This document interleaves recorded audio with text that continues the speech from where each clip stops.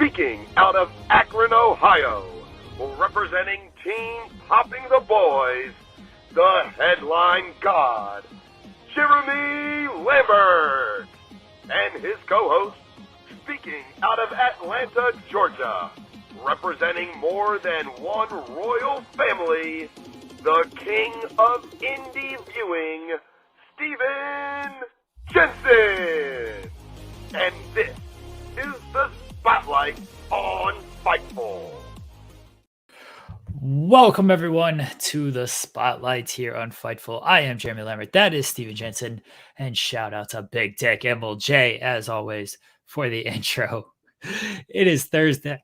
Oh, my gosh. Big Dick MLJ has got me caught up. You're choking on it, huh, Jeremy? Yeah. It's good to start a Thursday morning. Oh, it is Thursday, October 26th. Oh, Jensen, how you doing, buddy? I'm doing well, man.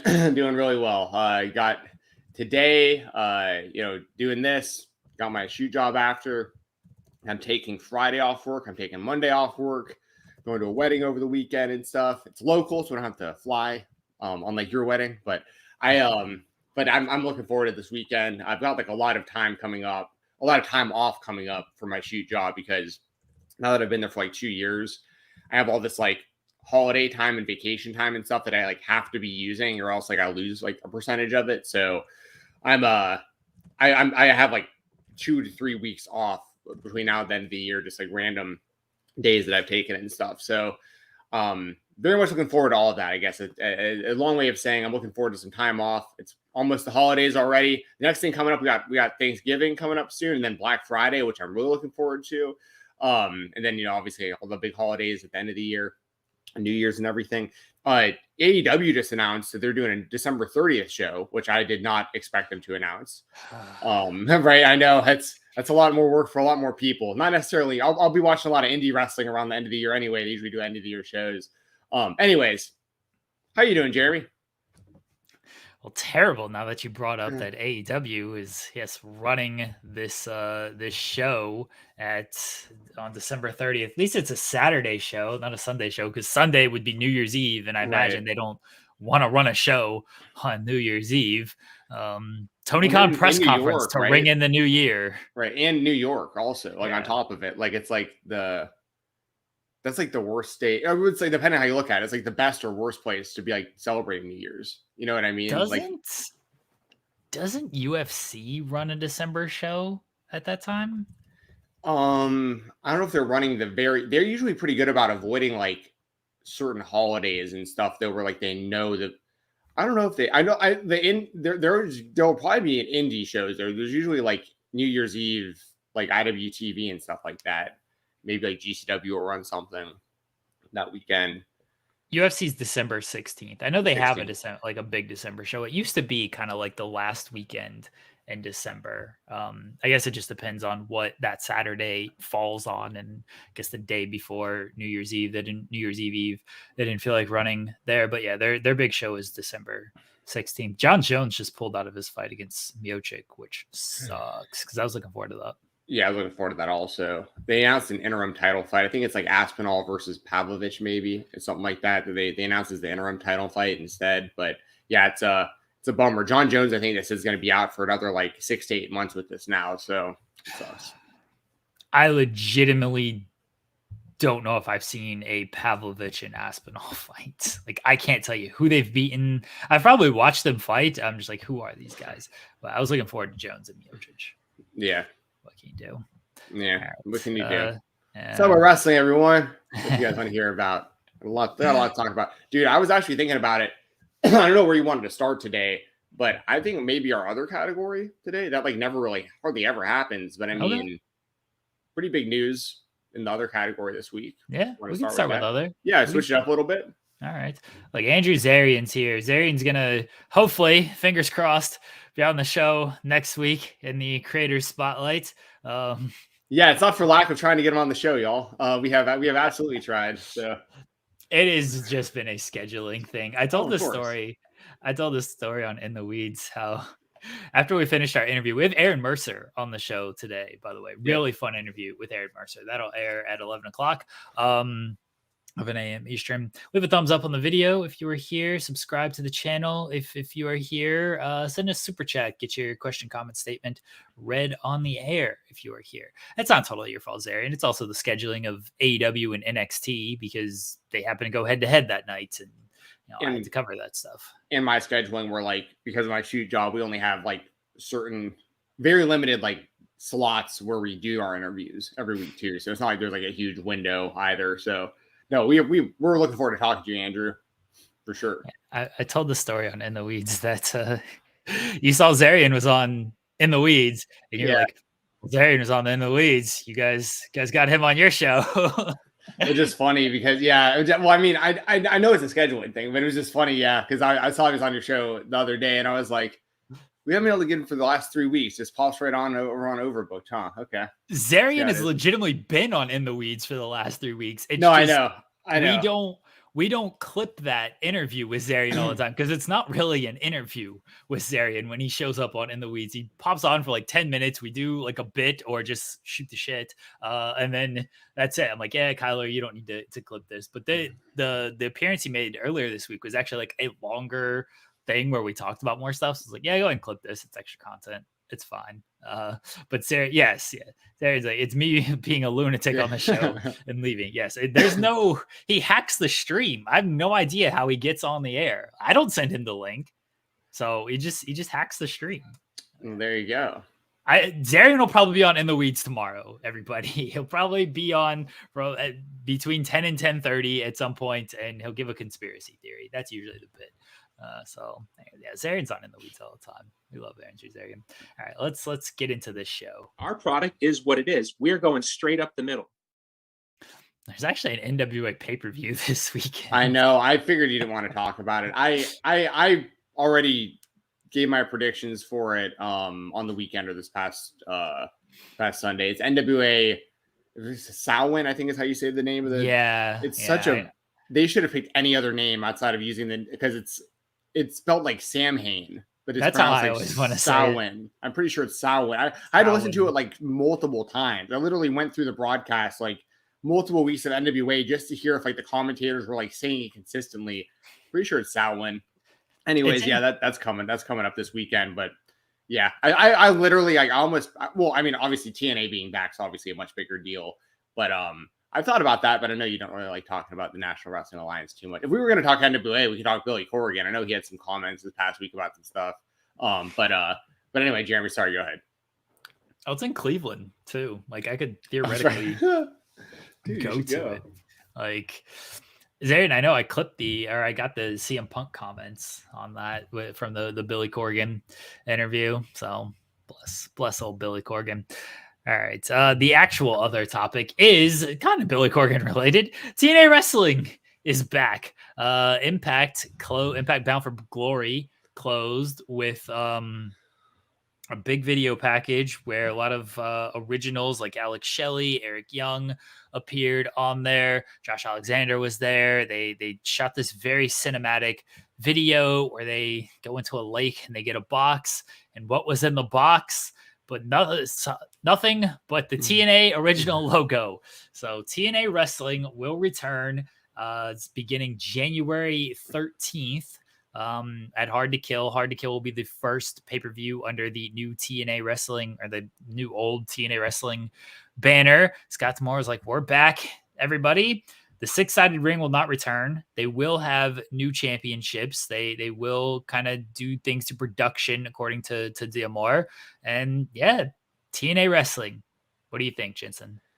So I talked a bit about this on the post show. Myself, Joel Pearl, and Cresta Star did the post show for Bound for Glory this past weekend. So please check that out here on the same channel. But I mean, I have mixed feelings about it. I think it's smart from like a nostalgia and like buzz standpoint, especially because when TNA, or now I'll be calling them TNA, like now that's going to be even more confusing. All right. For all intents and purposes, we're going to call them TNA from here that's going fine. forward. Okay. So, which I always like better anyway. Like Impact made more. Anyway, that's a whole other, I'll get into this. So anyway, with TNA going forward, like, and their big 4 pay-per-views, every year. Like they know that the wrestling world is watching, right? Like that's like they put on really good cards. I thought Bound for Glory was a great show from top to bottom. Speedball versus Ospreay especially was fantastic. And the main event I thought was fantastic as well between Shelley and Josh Alexander. But they knew the wrestling world was watching. They knew they could create buzz, and this definitely created buzz. Like, I mean, the old voiceover with the TNA Wrestling, you know, we are wrestling and all that stuff. I mean, like, just the logo, even just seeing that again was like, just like it hits you in the nostalgia feels. And especially earlier in the night when Don West and Mike Tenay and Tracy Brooks all got inducted into the Hall of Fame, like Don West and Mike Tenay, especially for me, I've said it before and I'll say it again. They're my favorite commentary team in the history of professional wrestling. I love those guys as a team. I love Don West just being the enthusiastic salesman guy that I knew from the Home Shopping Network that used to sell me Ken Griffey Jr. rookie cards, swimming on a floor full of cards that he knocked over. I knew him as that guy before he was into wrestling and all that. We talked about that before. It was really cool seeing them go into the Hall of Fame. So they had like these like, you know, kind of all night, it kind of felt like these like old school TNA kind of vibes throughout the show, between like the Hall of Fame and then like the announcement at the end and kind of a lot of the talent that's involved now and everything. And so I think the rebrand, like, I think it's smart from those senses. The one thing that we're not going to get, and I know it's people hate me even bringing this up because it's such like a non-factor at this point, but like I'm bringing it up just because if you were living during this, as a wrestling fan during this time, I think you'll understand. I think you'll relate to this. In my opinion, the day that TNA Wrestling died and became Impact Wrestling was when AJ Styles left. Like, he was always just synonymous to, like, he was the face of TNA Wrestling. And obviously we're not going to get AJ back in TNA. So that is a little bit weird. Those kind of go hand in hand for me, just like as a fan. But outside of that one kind of nitpick, which no one has any control over, obviously, you know, I think it's smart. I think it's smart, but at the same time, like the actual choosing of the brand of TNA, which obviously has multiple meanings than just total nonstop action and stuff like that. It wasn't always like the best branding idea to begin with. There was a lot of people who thought they should never use that name to begin with, and stuff like that. So, you know, it is confusing. You know, it's a little different now too, though, right? Like back in the day, you'd be like scrolling the TV guide to see what was on. Like it'd be like, you know, the ticker would just be going up the screen, and you might see like Fox Sports Net or Spike TV or whatever, and it would say TNA, or even during the weekly pay-per-views, you'd see TNA, and you'd be like, some people would be that was the bit for the weekly pay-per-views, because I think when it was on like Fox, they were trying to clickbait people into like tricking them into. I know. I respect it, but it was also like on the flip side for a bunch of like kid wrestling fans. Like if your parents like saw that you were trying to watch something called TNA, they might not want you watching the show. That could kind of bite you in the ass there too. You know what I mean? Right. So like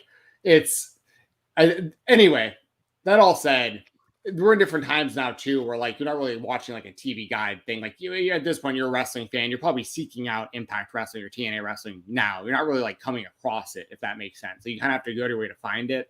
So, but hey, it's awesome that they're trying this rebrand. They got a lot of wrestlers that seem very enthusiastic and excited about this. A lot of TNA originals that are like really happy and proud to be a part of TNA again. Scott D'Amore is the right guy to be behind this whole thing. You have newer people like Speedball who weren't a part of the original TNA who can be a face of this version.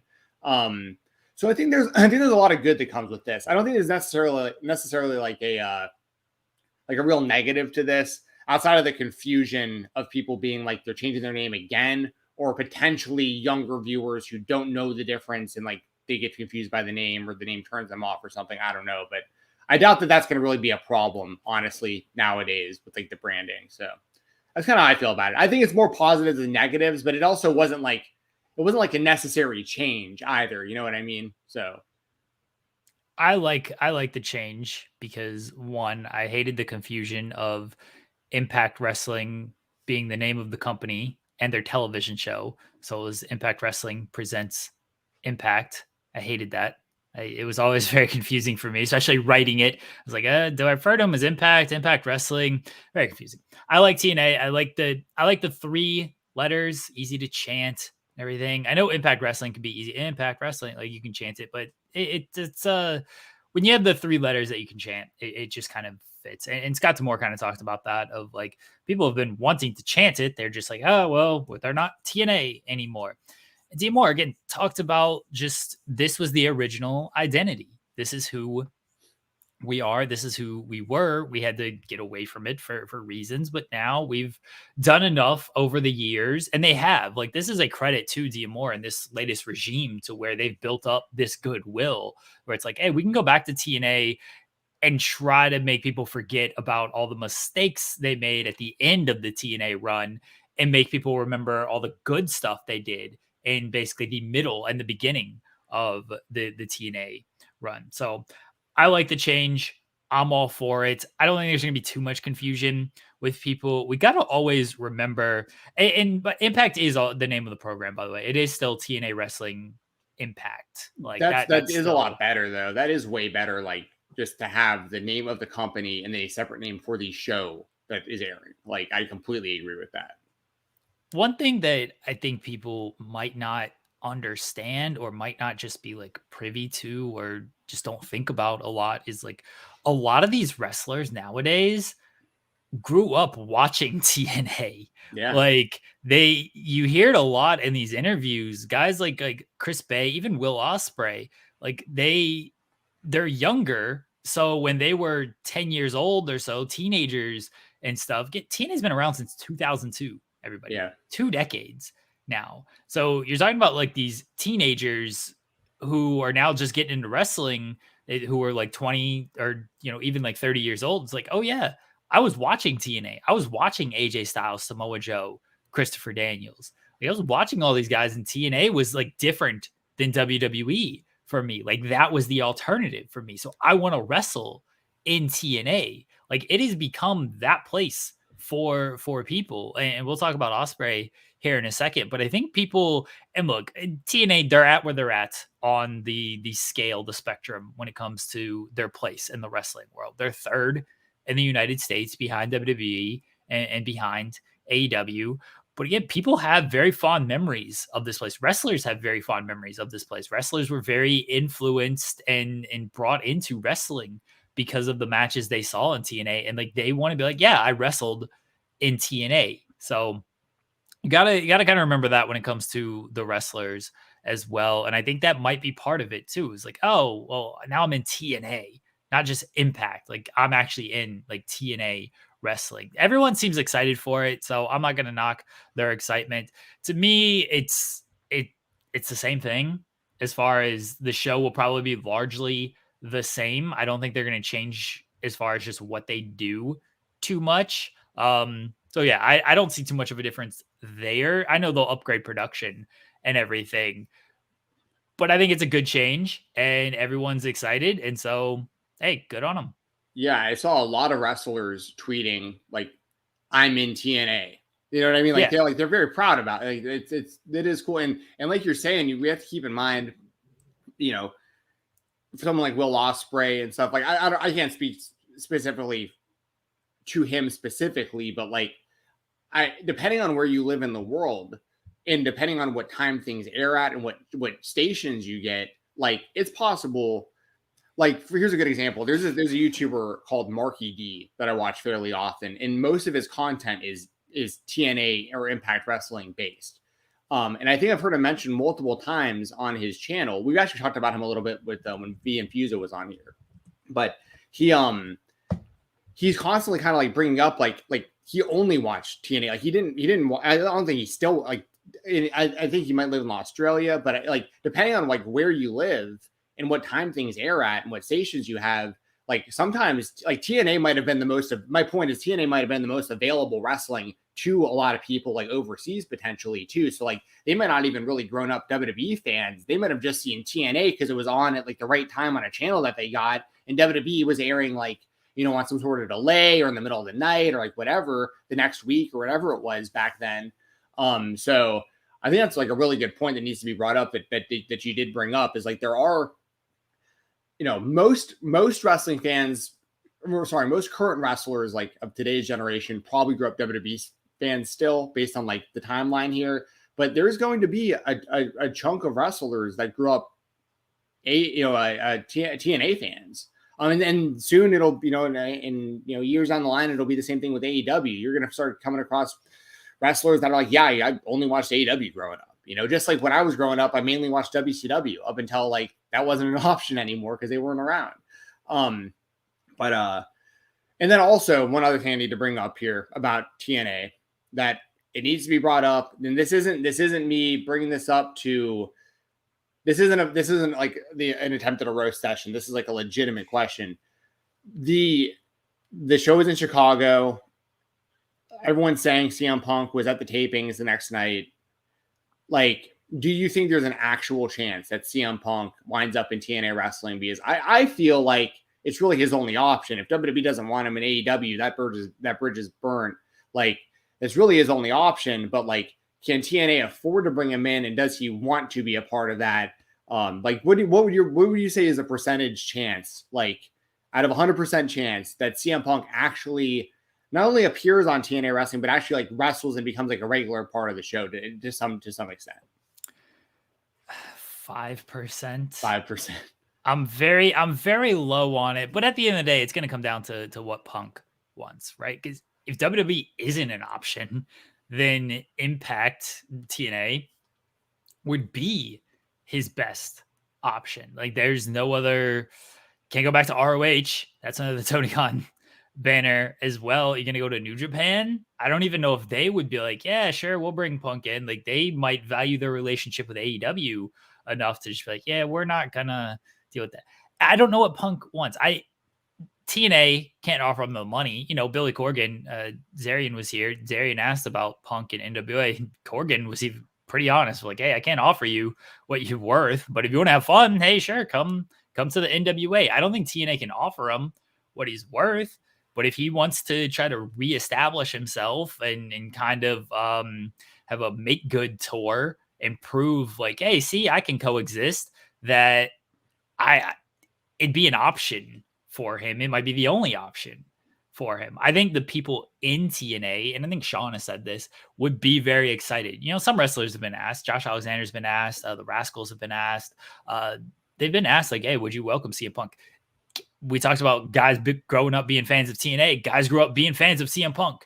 And so he's had an influence on the wrestling business. I think a lot of those people, he was at the Impact tapings earlier this year. He was at the Impact tapings apparently this past Sunday. Clearly he's welcome backstage and everything. Seen no issues with everything. So I think the company would certainly welcome him. It just comes down to, does Punk want to do that? Does he want to take what's essentially less money, but maybe the only money he's getting in wrestling right now? And does he see, because Dial F for Film, and it says it here, Punk's a diva. I would imagine he sees TNA as being beneath him, but who knows? Frankly, when it comes to him, I don't care anymore. Very fair. But fair. I kind of feel the same way of like, does CM Punk want to come out and play to an audience of 500? Like, I don't know if that's what he wants to do.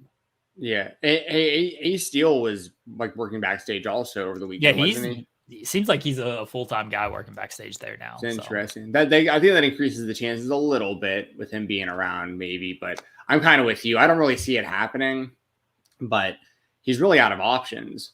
But it depends on what he wants to do. I mean, so yeah, I think it's interesting to kind of keep some eyes on that situation as well. But yeah, I'm happy that TNA Wrestling is getting so much buzz right now, and it's so much positive buzz, and there's a lot of nostalgia right now. A lot of people sharing their favorite TNA clips and talking about their favorite TNA memories, and I think this is good. Like we both said, overall, I think this is good. New title belts, new production, new vibe, kind of to the whole thing.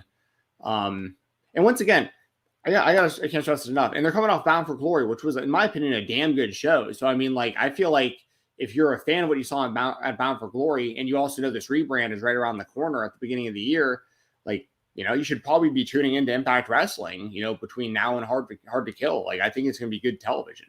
So I think it'll be fine television. Joel has kind of mentioned this, is he's worried that they're going to be in a little bit of a holding pattern until the rebrand is official. They've already got 2 matches announced for Hard to Kill, more or less announced anyway. We're going to get Trinity and Jordan because Jordan won the Call Your Shot Gauntlet, and we're going to get Moose and Shelly because Moose said he's cashing in his Feast or Fired briefcase. That could change between now and the tapings. Not sure. We shall see on that. They're taping a show, I think today. They're taping the overseas show that's going to be part of the Impact TV schedule. But, like tonight's show on Impact, they're just re-airing Will Ospreay and Speedball Mike Bailey. Like, great match, but if you're doing first run television, it's like, hey, here's this free match that a lot of people paid money for to watch on Sunday, and you're getting it less than a week later for free. So yeah, that's there's a replay of a non-title Ospreay match today, and that's all it's announced. Right, like that's it. That's what you're getting on the TV coming up right now. So that's where I'm worried there might be a little holding pattern. Yeah, so I didn't know that, and that's a really, that's a super valid point. That's now I understand them wanting more fans to see that match for free. I get that because that will create more buzz in a certain way, but at the same time, it is a little counterproductive to like the momentum that you built coming off of this show. And I think you and Joel are both right about the potential holding pattern here. That's a pretty good sign of a holding pattern, which you just mentioned. So, and they're kind of like, I'm not going to go, we don't have enough time for it, but like, you mentioned Jordan Grace. She should be challenging for the world title. I'm over this nonsense of her challenging for the Knockouts title. The Knockouts title is one of the most prestigious women's championships in all of wrestling. I'm not knocking the Knockouts title whatsoever, but Jordan has held it multiple times. She just won a match that included men and women to win that gauntlet. Why would you choose the Knockouts title you've held multiple times when you're constantly talking about making history? The company on commentary is saying she's a history maker. Making history would be winning the world championship. And also, let's not forget the first women's champion there, they have very much distanced themselves from. This is like a real chance to like, we have a women's champion who deserves it, who we can be proud to put as the face of our company, as the champion, as a woman. I just feel like it's such a can't miss to have Jordan Grace, eventually the world champion of Impact Wrestling. I think it's a squandered opportunity if they just have her go after the Knockouts title again. So just want to throw that out there as well. I'm kind of with you because, yeah, she did win the Call Your Shot Gauntlet. That gives her a Bully Ray to win the thing. Yeah. That gives her a title. Why wouldn't she go after the world title? I understand that like, we haven't seen Jordan Grace and Trinity. So that is at least a fresh matchup. But I also see your point of like, yeah, you know what? Let me go after this world title. Well, this is the only company you can really do it on a mainstream show because like WWE doesn't do the intergender, AEW really doesn't. So like, but Impact, well, and it's like, so it's like the right company to do it, the right girl to be doing it. Like she got the credibility, she got the look, she's a veteran, she's signed to Impact, like she's like locked in with them, like she's gonna be there, like all that. She checks every box as far as like she could be your world champion. Like she very, yeah, It infuriates me because I've been saying this for years about her, and now it's like they lined up perfect where it's like, oh, here it is. She won the thing where she could call out any champion. Perfect. And she just calls out the championship she's already won twice and already held for like over a year, like in one of those runs. There's nothing more she could do with that thing. So DJ Duke says, I feel like Jordan and Deanna need a fresh start somewhere else as they've done everything in Impact. Deanna kind of feels that way. Her match got, I don't know if it was cut. It was taped beforehand with Deanna and Tasha against MK Ultra. They ended up putting up on YouTube for free, but I was very disappointed. Yeah. Yeah. I love Masha too. Like she's my favorite. Like I hated that got cut. Deanna kind of feels that way in that like she's won the Knockouts title. She's already faced Trinity. She's facing Trinity again at Turning Point. They've announced that. So she sort of feels like that. Jordan, yeah, she just resigned. She's not going anywhere. Jordan doesn't feel like that because she hasn't faced Trinity. Now, of course, that's going to happen at Hard to Kill, but there's still more story there.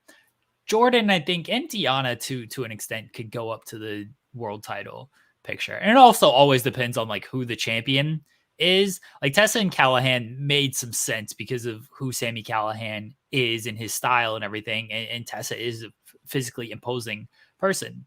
Alex Shelley, not the most physically imposing person in the world. So Jordan Grace and Deanna certainly kind of fit there. If Moose is the champion, especially with everything else, like I don't want to see any of that. It's understandable. But yeah, once again, like, because even in Impact in the past, like Jordan had challenged for like the X Division Championship and stuff. Like they've teased her being a male, I say a male champion, like over the years, many times. I just wish they'd pull the trigger. And I feel the same way about Deanna. And if given a proper push, I feel the same way about Masha Slamovich. I think the talent's obviously already there. It's just a matter of like the right push. But like Impact has, in TNA, has multiple women, you know, right now that like could be the face of your company as the main champion. But, you know, this is my personal opinion. I know there's some people that don't like the idea of that. And I kind of get that too. But I'm so used to watching people of all genders wrestle each other, especially because of all the indie wrestling I watch, that like I like that Impact does it because it's kind of like the only mainstream show that really like leans into it the way that they do. I just wish they really went all the way with some of these women more. So this is my personal opinion. The other spotlight still ties to Impact Wrestling. Will Ospreay. It's no secret that he's going to be a free agent in February. He's made that very clear. It is becoming bigger and bigger news because we are getting closer to February, but also because he is wrestling in a lot of different places. You know, I think people were surprised when he got announced by Impact. This happened back at Slammiversary. And then he comes to Bound for Glory, works that show, works the tapings after. He's going to be working the UK stuff with them as well. So he's doing a lot with Impact. He mentioned afterwards, like Impact is on his radar as potentially signing with them. He already said he wants to wrestle in TNA. You know, that could happen potentially at Hard to Kill because technically that will be the start of TNA, and he will still be under a New Japan contract there. He didn't have to sign anywhere. He's hired Barry Bloom, which apparently happened over the summer, if not earlier. Hired Barry Bloom as his agent. Ospreay's free agency. What's your prognostication here, Jensen? Well, Barry Bloom is like, for people who don't know Barry Bloom, he represents like Bill Goldberg and like I think he's on Hangman now in the Young Bucks. Omega, Jericho. He's the guy. Of course. Yeah. Barry Bloom, this is how long he's been involved in wrestling. He's the guy that got Scott Hall and Kevin Nash paid and got them their contracts with WCW and got them that very, very great sticking point of like, yeah, no matter who comes in, we get equal money. If you sign Bret Hart, we get Bret Hart money. Like that was a great deal he negotiated for them. Yes. And he came, I don't know a ton about him outside of the wrestling world. I just know his name's synonymous with some of like what we're talking about right now. He was like a sports agent or something, right? That like just barely dabbles with wrestling. He just has like a handful of like high profile, like wrestling clients, but I think he's mainly like not known like in the wrestling world. He's like, I don't know what all. I assume he is more outside of wrestling than just wrestling. I assume he has other stuff. I really only know like his wrestling work. Yeah, but regardless, so I mean, like, good for Ospreay. I mean, that's smart to get involved with him right now because the thing with Ospreay. And by the way, you put up a tweet that I thought was actually like. Full disclosure, okay, I'll pull the curtain back a little bit more here. So you put up a tweet the other day that said, did you delete it, or is my Twitter just being weird? You left it up, dude.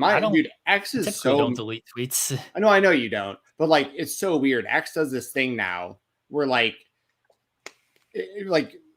tweets will just like disappear. Like it'll be like the author doesn't want you seeing this, and it's like I literally just read it 3 seconds ago. Now I can't read it, and like anyway. My point is, you put up a tweet.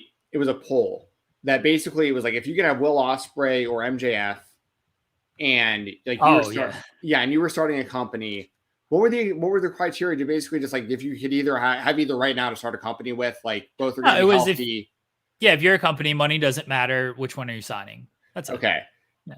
And I thought that was a really hard question to answer. It really was. I thought about that for a minute because. I think, you know, storyline wise, and especially because of only being like in his early 20s and everything, I think MJF is maybe the most valuable person like in all of wrestling long term. But like, I actually chose Will Ospreay on the thing because when I was thinking about it, I was like, I think that so this all ties together because like depending on where Ospreay winds up and how he's used, like if he winds up in AEW, that for me personally as a fan, that's probably where I would want him the most, just because that's just bangers, right? I mean, just dream matches, incredible, and he'll just have his wrestling catalog of matches will just go through the roof, and he'll be known worldwide wrestling wise as like just like the best in-ring wrestler, maybe the face of AEW at some point. He'd probably be the world champion or be challenging for the title pretty soon. But I honestly think, and y'all know I'm not a huge WWE fan, but like I honestly think that if Will Ospreay wound up in the WWE and he was treated properly, he'd be the biggest star in the industry. Like, you know, and I don't think, and that's not to say MJF like couldn't do that, but between, you know, how Ospreay looks, still being young, his in-ring talent, the whole package of what he is, if he was presented in the WWE like a superstar, I mean, and then you'd have a future for like the kind of the next handful of years where you'd have like Roman still kind of lingering around as one of the top guys. You got Cody up there, you got Ospreay up there. Like you got like you're really setting yourself up for like some big stars finally after like, you know, you've been trying to build these guys. I think Ospreay really could be one of those massive stars for the WWE if they brought him in. And he could skip NXT also. They could do it if they want to, but he really, I mean, I would just put him right onto Raw or SmackDown feuding with somebody that has a big name. Like I'd immediately put him in there with like Rollins or something. And so that's kind of how I feel about it is like, as a fan, I think Ospreay would be best served in AEW. Like for what I like out of wrestling, just wanted to see banger matches.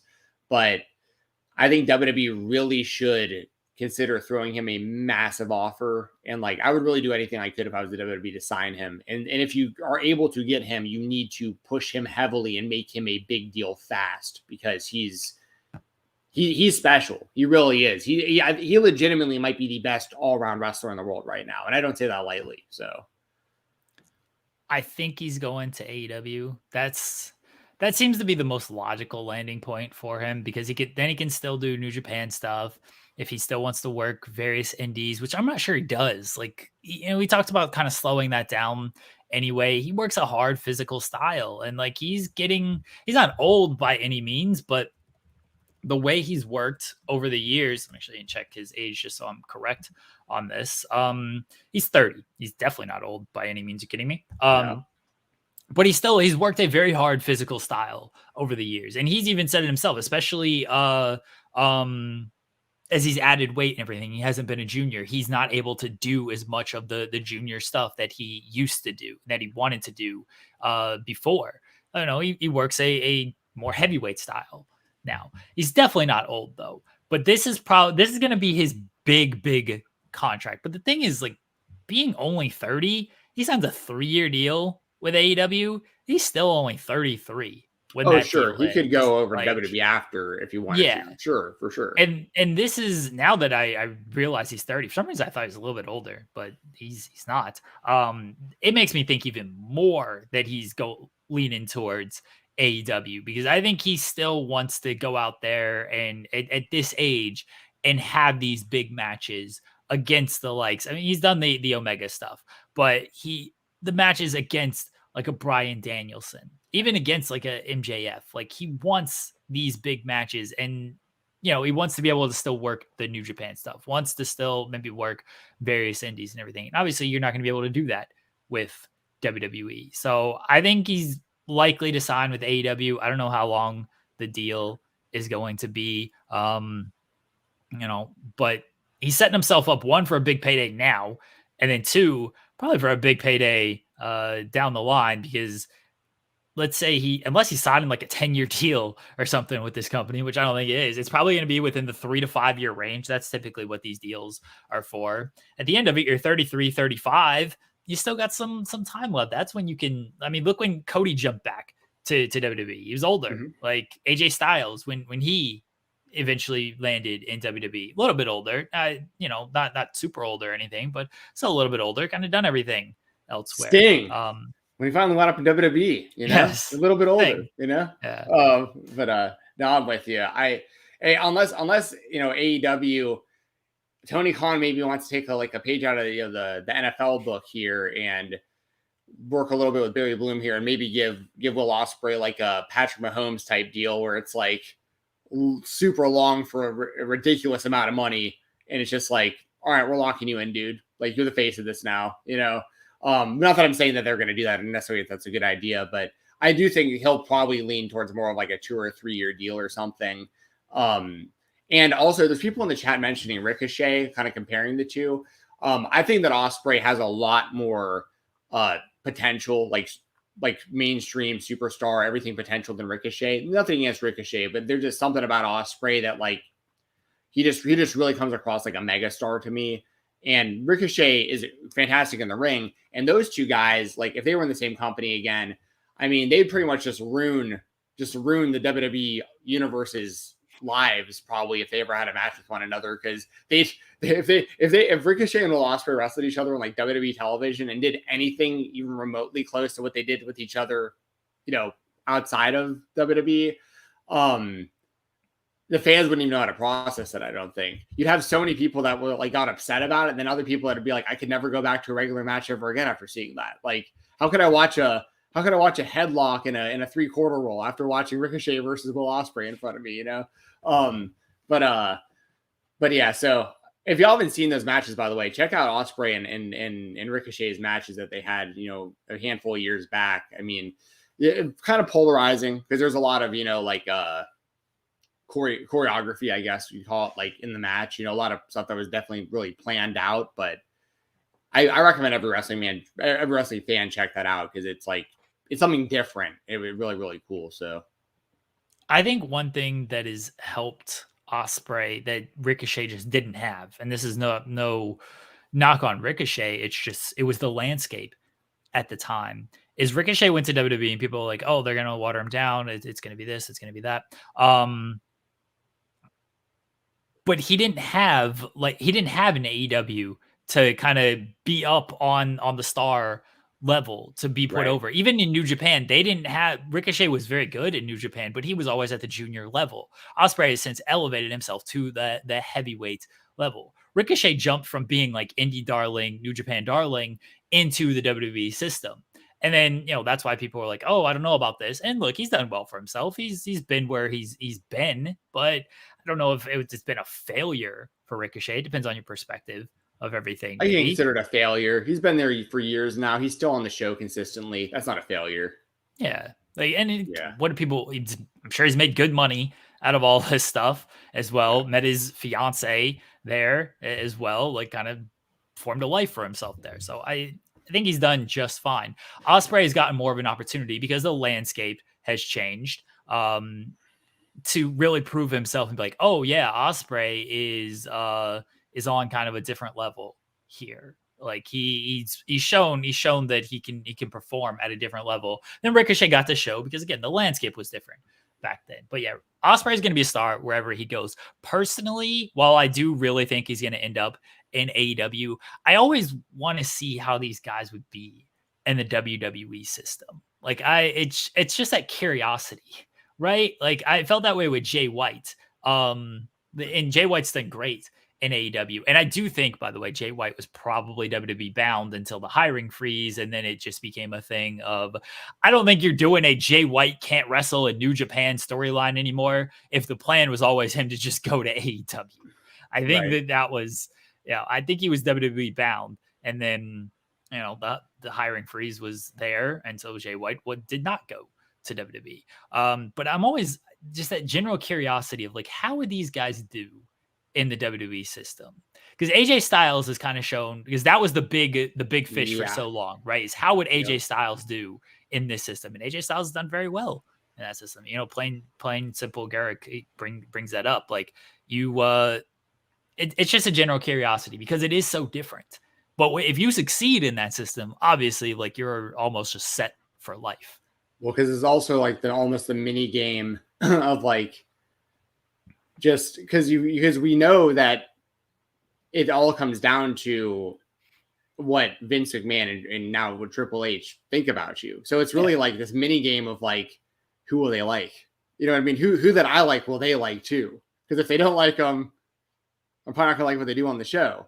If they do like them, they might turn them into massive stars.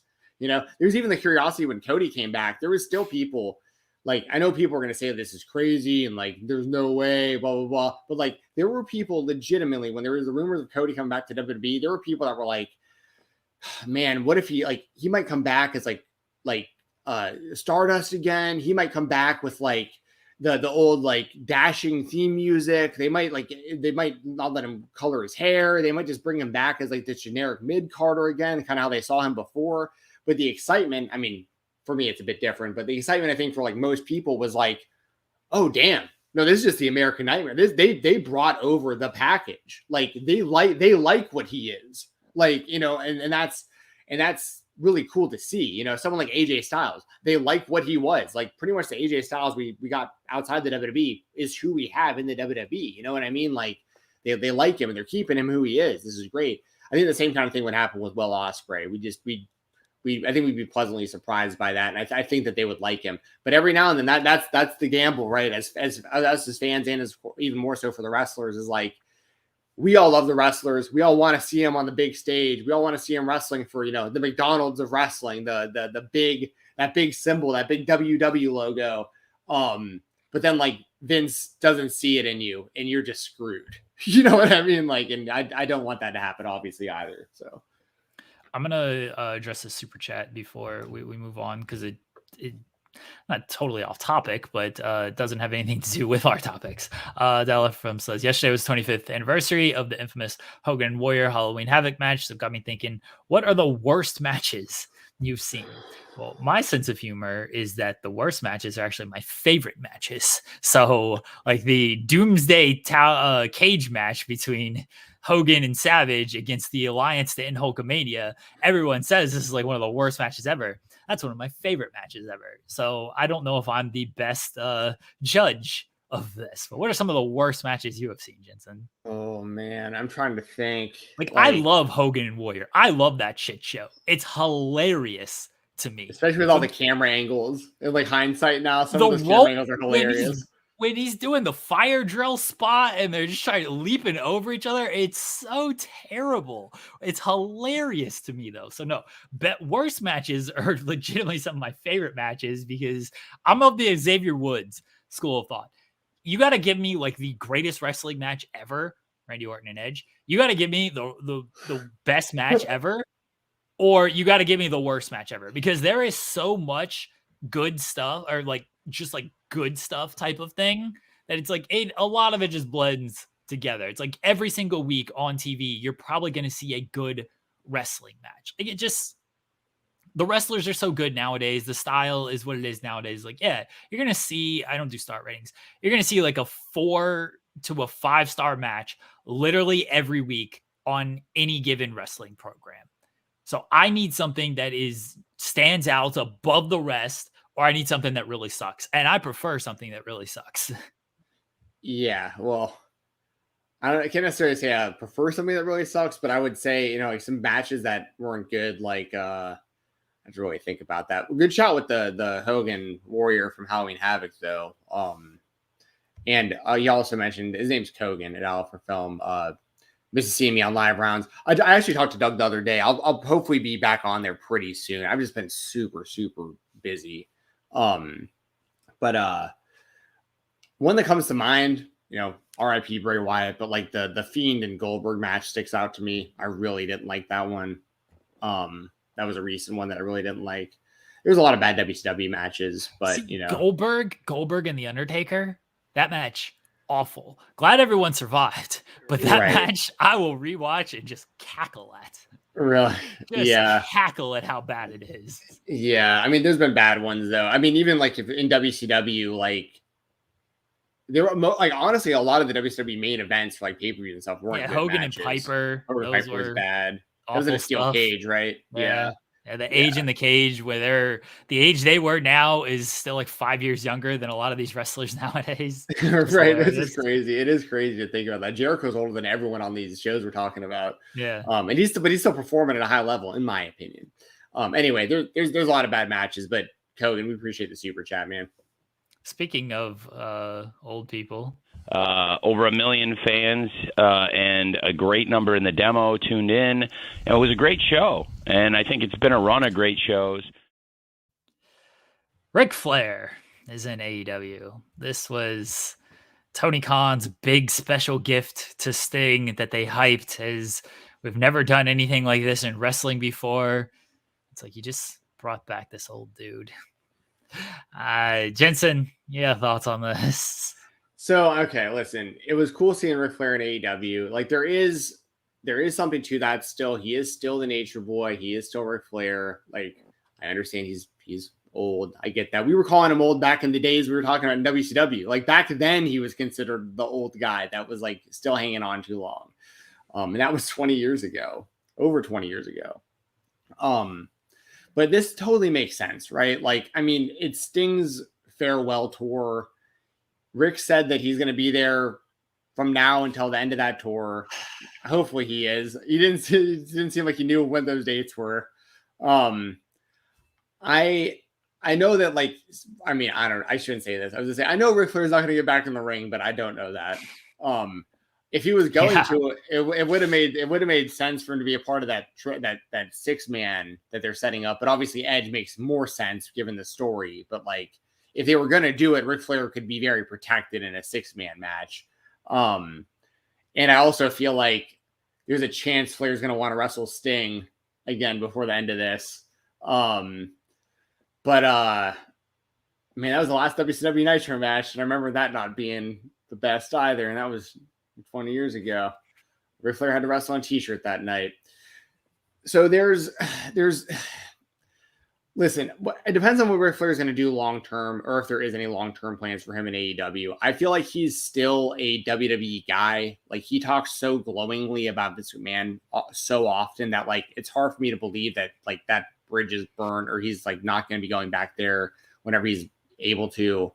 But the reason I wanted to talk about Flair as the spotlight today was because if he's going to stick around in any capacity or do anything outside of just the Sting thing, you have potential there with like him and MJF and him and some other people and stuff too, like that I think could be interesting while you have the opportunity with him, with some of this other talent potentially.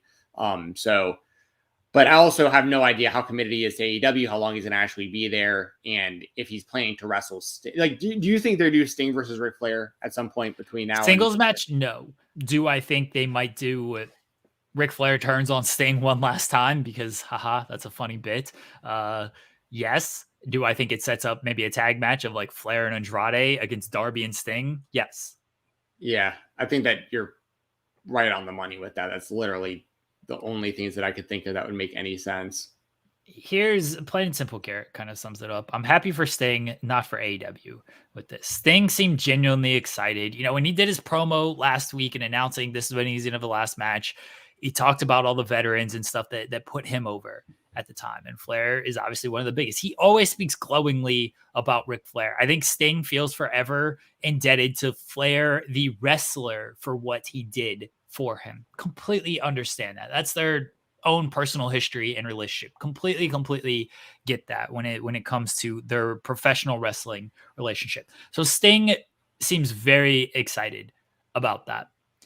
I'm not excited he came out and I was like, oh, this is the gift. Like you're giving him, I would have been better if Tony Khan came out and gave him a signed baseball bat. Like, hey, here's all the people that you've wrestled over the years. I got them all to sign it. Like that would have been fine. Like I'd had no desire to see Ric Flair on my television screen in 2023. None. Absolutely none. He can barely speak at this point. I don't want him doing a promo with MJF because I don't think Flair can do that kind of promo anymore. Christian completely wrecked him last night. I think MJF would make it a whole lot worse. Everybody, to be fair. Yes, Christian rules. Yeah. I think MJF would be a whole lot worse if that happened. I definitely don't want to see him wrestle. Like the last match wasn't good, and at least his performance side of it. I was dehydrated and I had to fake a heart attack to get the crowd into it. Like you got to fake a heart attack to get the crowd back into it. Obviously, you lost them at some point. I don't think that, a better training is going to make his performance any better because he's just old. He's an old dude. An old dude who was had some problematic things that didn't lead him to come to AEW the first time, because it was very, I don't want to say clear, but they seem to be going into the direction of Flair being with Andrade when Andrade a couple years ago, and then Dark Side of the Ring came out, and then they're like, yeah, let's not do Ric Flair right now. Now I guess enough time has passed and Flair's done enough podcasts and things have blown over enough to where it's like, hey, Rick's here. It's like, all right, if it's going to be a more than one-off thing, then I don't want to see it. I'm already tired of Adam Copeland on my screen every single week. At least he's taking a couple of shows off now. He'll be back for this 6-man match, which I figured they were setting up at some point, and it happened to be last night. You know, I don't want to see Ric Flair coming out there with Sting and being in his corner. Here's the biggest thing. I don't feel Flair adds anything to this package of Sting and Darby. It's just there for a nostalgia purpose. And that's fine if that's what you're going for. And clearly it is. And it's like, cool, Ric Flair. Again, as a one-off, it's fine. What does Flair add moving forward to this? I don't think he adds anything. And I don't want to see it. That's fair. I think I'm sure there's a lot of fans that feel the same way about that too. And yeah, we'll see what happens with Flair going forward with AEW, or how often he's really actually there. But there was something else I was going to bring up about that. I'm trying to remember what it was. What I was going to say is one thing I do really like about this, because we're seeing with Sting and with Danielson right now, they're both kind of like announcing their timetables for retirement. And I do like the idea of this, because that also kind of more of like a sports feel too with AEW almost, where like it's like Tony Khan has gone to these guys and been like, just like any like star athlete that you would have on your roster, and be like you're probably constantly assessing the talent and seeing where they're at mentally, physically, what they want to be doing, and kind of what like their contracts and stuff. And he probably had conversations with guys like Danielson and Sting, and with Danielson, I think it's way more like his own kind of like, he probably would just like came to Tony at some point and was like, listen, I've got about another year left in me, and like, let's just make it awesome. And they're getting that figured out. With Sting, he might have went to Sting and it's been like, hey man, you can do this as long as you want to, obviously, but like, we could put together, if you like that, let me know when you feel like the time's coming, and like, we'll make it special for you, you know? And I like that these guys are getting these opportunities to go out on their own terms the way that they want to. And we're going to see more of that in AEW going forward. So I want to give Tony some credit in that sense, for like, it's cool that Danielson came out and told us, like, we know how long we've got him for, and we can just enjoy it while we have it. Like, same with Sting, like, you know, and it won't just be although there's guys like Jericho, for instance, who don't want that. Jericho has said that he wants to just have like a random match after like a feud or whatever and just disappear. And like, no celebration, no Hall of Fame induction, just like, that was the last you saw Chris Jericho as the wrestler. So anyway, that's kind of how I feel about it, I guess, all of it in a nutshell. I understand people who don't want Ric Flair involved, totally understand it. But I do understand him being involved with it being Sting's farewell tour. And Sting obviously feels indebted to Ric, as you mentioned, forever based on the beginning of his career. So, yeah. But I love Sting, and I know you love Sting. So I just want to see Sting have like the fact that he's able to go out on his terms after the fiasco in the WWE and what he's been able to do in AEW. I think it's beautiful that this man, after all these years and what he's given us, is getting this send off with the people around him he wants around him. I'm all for Sting getting what he wants. Again, he clearly enjoyed that Ric Flair was there. He clearly has a great relationship with Ric Flair. That is fine. I don't need it as anything more than it was last night. I barely needed it last night, but I recognized like, okay, cool, good for Sting type of thing.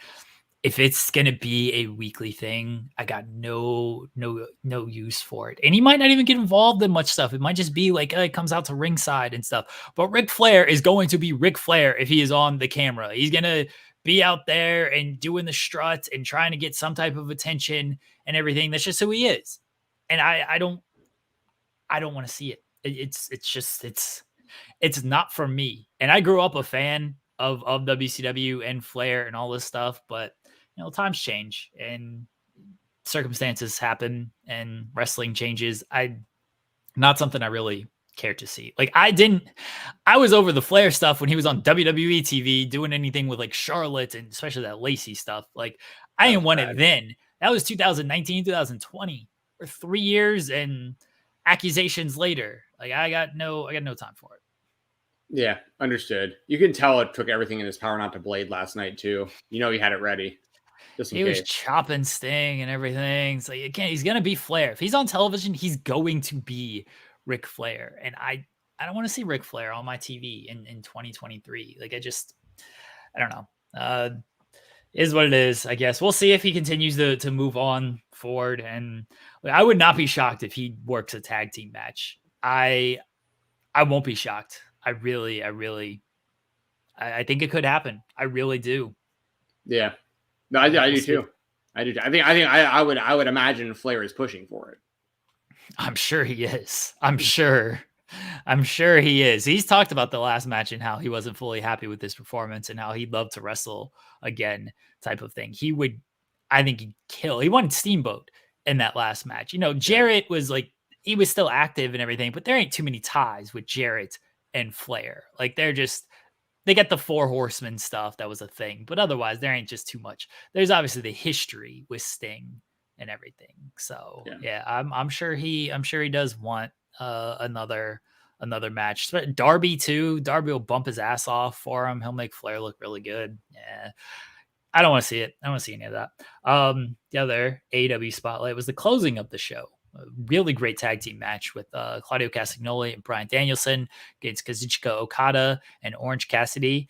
The finish saw Bryan Danielson get hit with a orange punch and Rainmaker, and then Orange go for an orange punch on Claudio. Claudio countered and then pinned him. I was very surprised Claudio pinned Orange. It's obviously to set up the TNT title match next week that they're going to do. One, I thought this was a great main event. Yeah, international. Sorry. No disrespect to Christian here with that TNT. True. To set up the international title match next week. One, very great main event. Two, get surprising result in my mind. I kind of thought Claudio was just going to take the pin, or Danielson, because Danielson doesn't care and he'll lose. But Claudio won to set up the match. And 3, Danielson and Okada clearly doing a little bit more to probably set up that rematch on them. Danielson selling that jaw injury and everything. It seems like they're setting up a little bit more with that. What were your thoughts on this closing to the show? I agree with everything you just said. And I think they did a really great job teasing Orange Cassidy versus Claudio for that international championship with just a few of the spots that they did with one another last night. There was at one point they did this spot where Claudio was going for the swing and Orange did a sit up on him to prevent it from happening, and then that got reversed into a suplex attempt that got reversed into the Stun Dog Millionaire all within one sequence. And I was and you can even tell Claudio is so damn strong that when such a good base. When you see Orange do most of these moves with most people, Orange looks great when he does everything. He's a fantastic wrestler. He doesn't get enough credit for how great he really is. I mean, people recognize it, but he really is fantastic, Orange Cassidy. But when he's wrestling Claudio, it's a whole nother level of how high he's getting on stuff, how well he's spinning around people. And I mean, you're right. Claudio and Gringo Loco, those are the 2 bases of wrestling. Those are the guys. But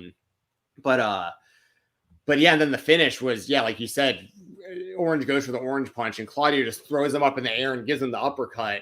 And then pins him. It's this is great stuff. I mean, they accomplished a lot with this in getting me interested in making it look like Claudio has a damn good chance of beating Orange for that championship too.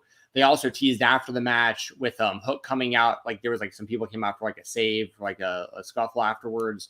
And Yuta and Hook were facing off. So you can tell that's going to be an FTW title match soon. And of course they're building more between Danielson and Okada, because I imagine that's going to happen at New Japan. I think it happens at Wrestle Kingdom. Yeah, Wrestle Kingdom. I was blanking on the name of the show for some reason. On Wrestle Kingdom.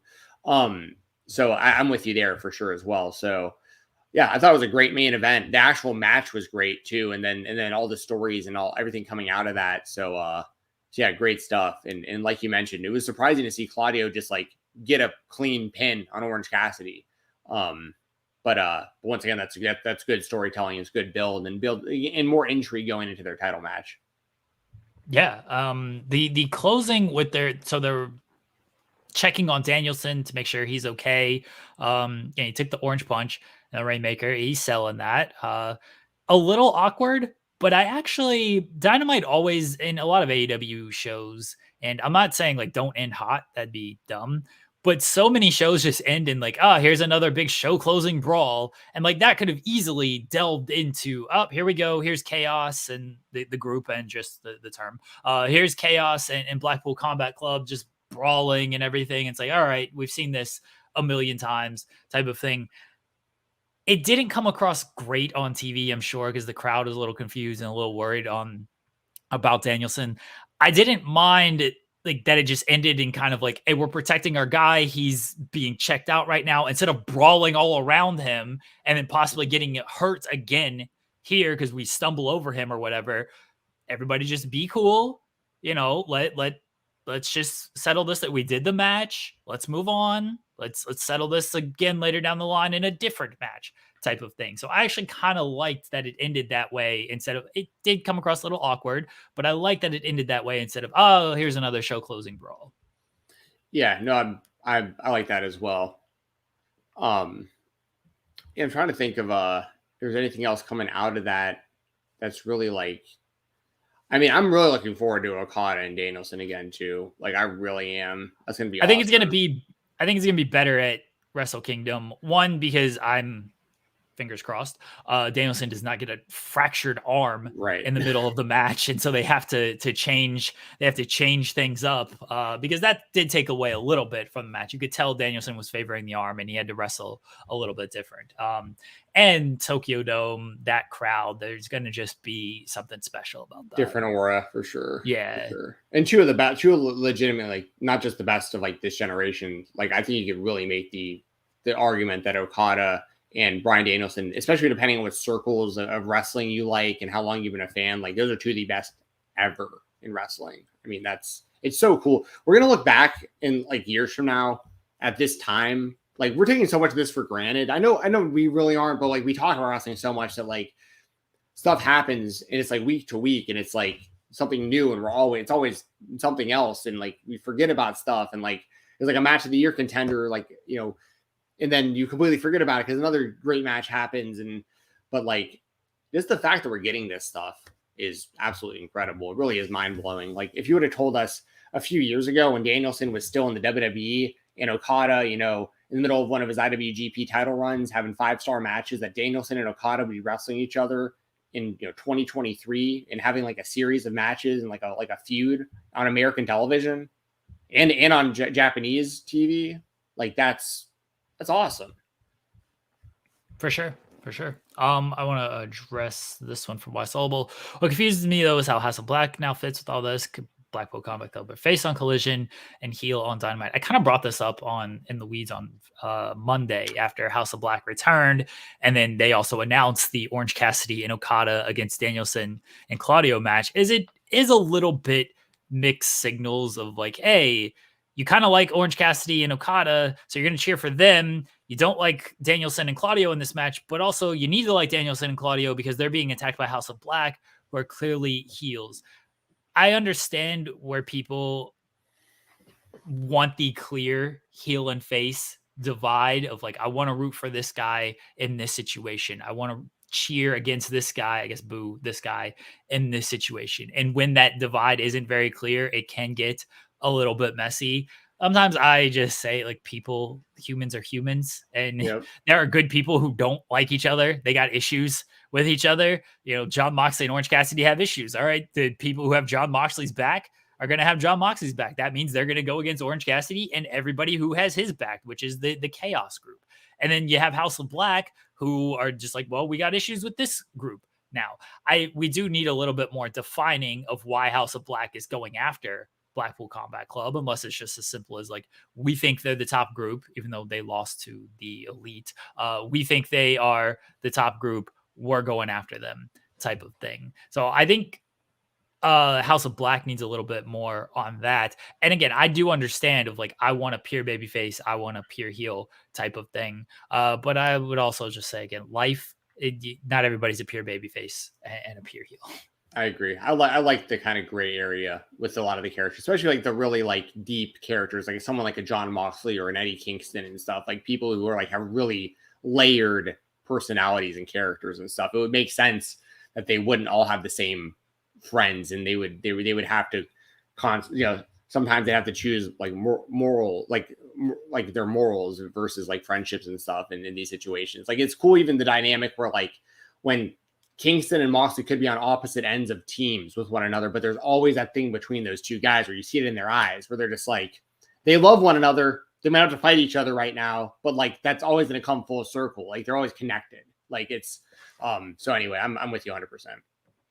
I do think though, to kind of devil's advocate that a little bit, I don't know if all wrestling fans want that and really like want almost the true to life form that takes. I think wrestling fans, and this is not a knock on you guys. You guys are great. I think wrestling fans want to dumb it down a little bit. Like I think they want to kind of be told like cheer for this guy, boo this guy type of thing. And I think that's throughout history been proven the best. Like there has been heelish tendencies through a lot of people. Like Steve Austin did heel things. Hulk Hogan did heel things.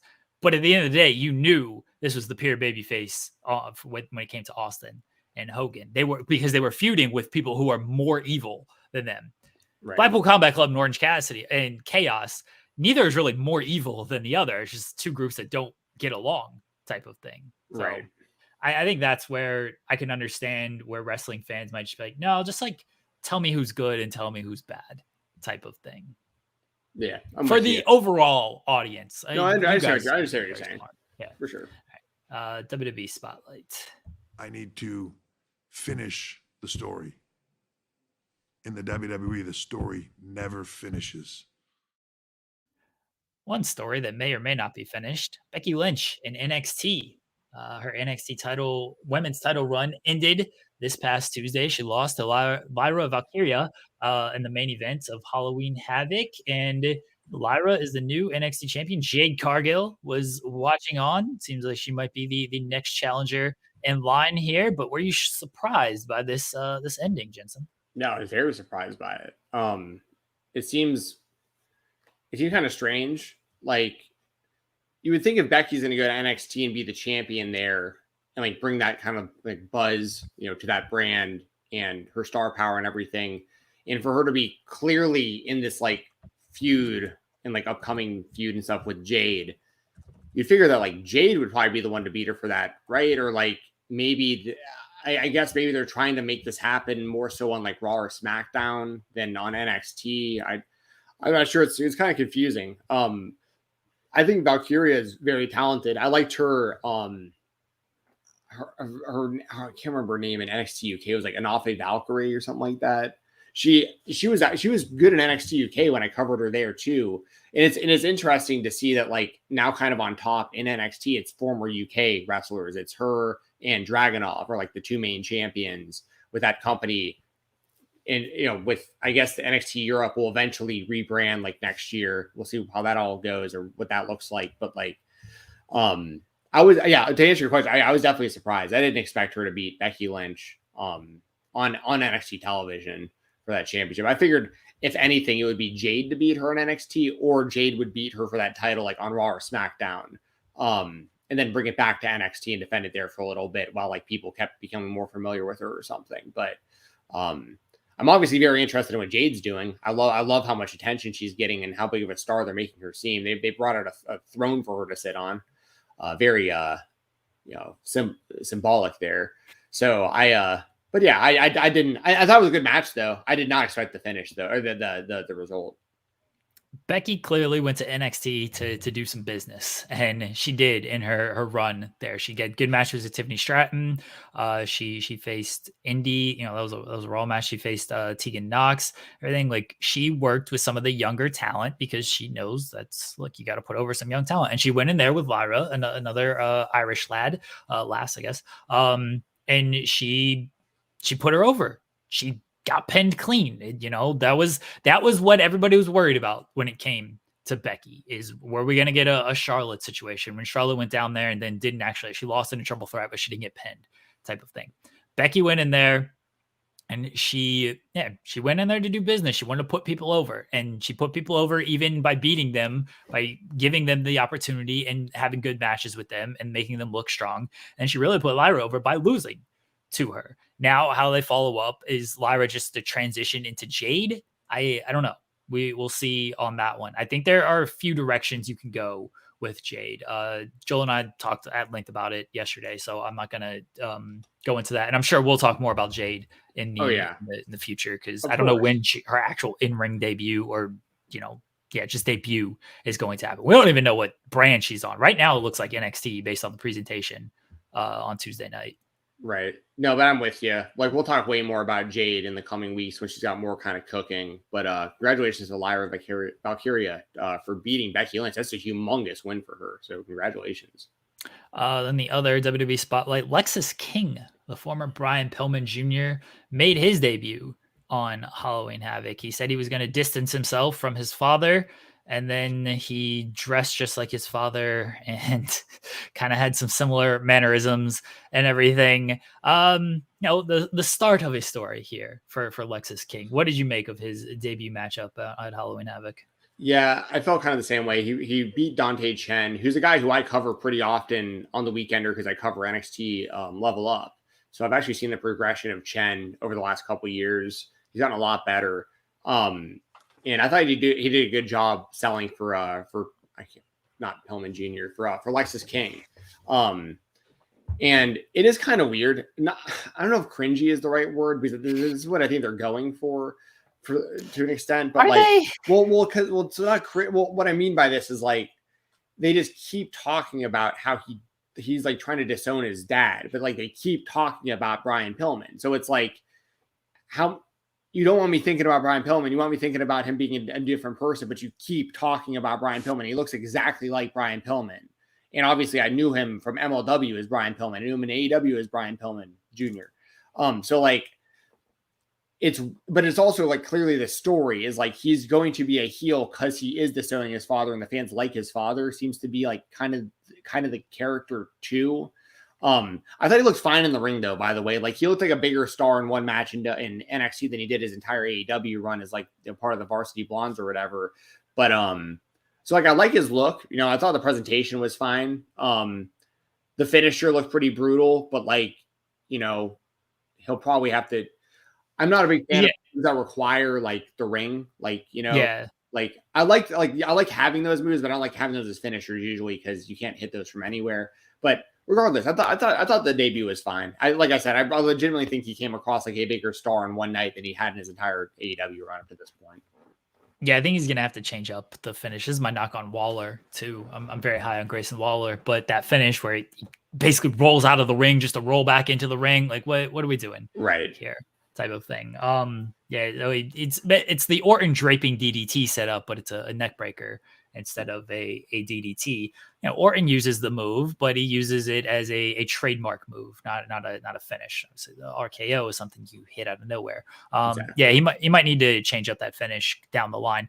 I'm with you that the presentation was really good, and he did come across like a big deal.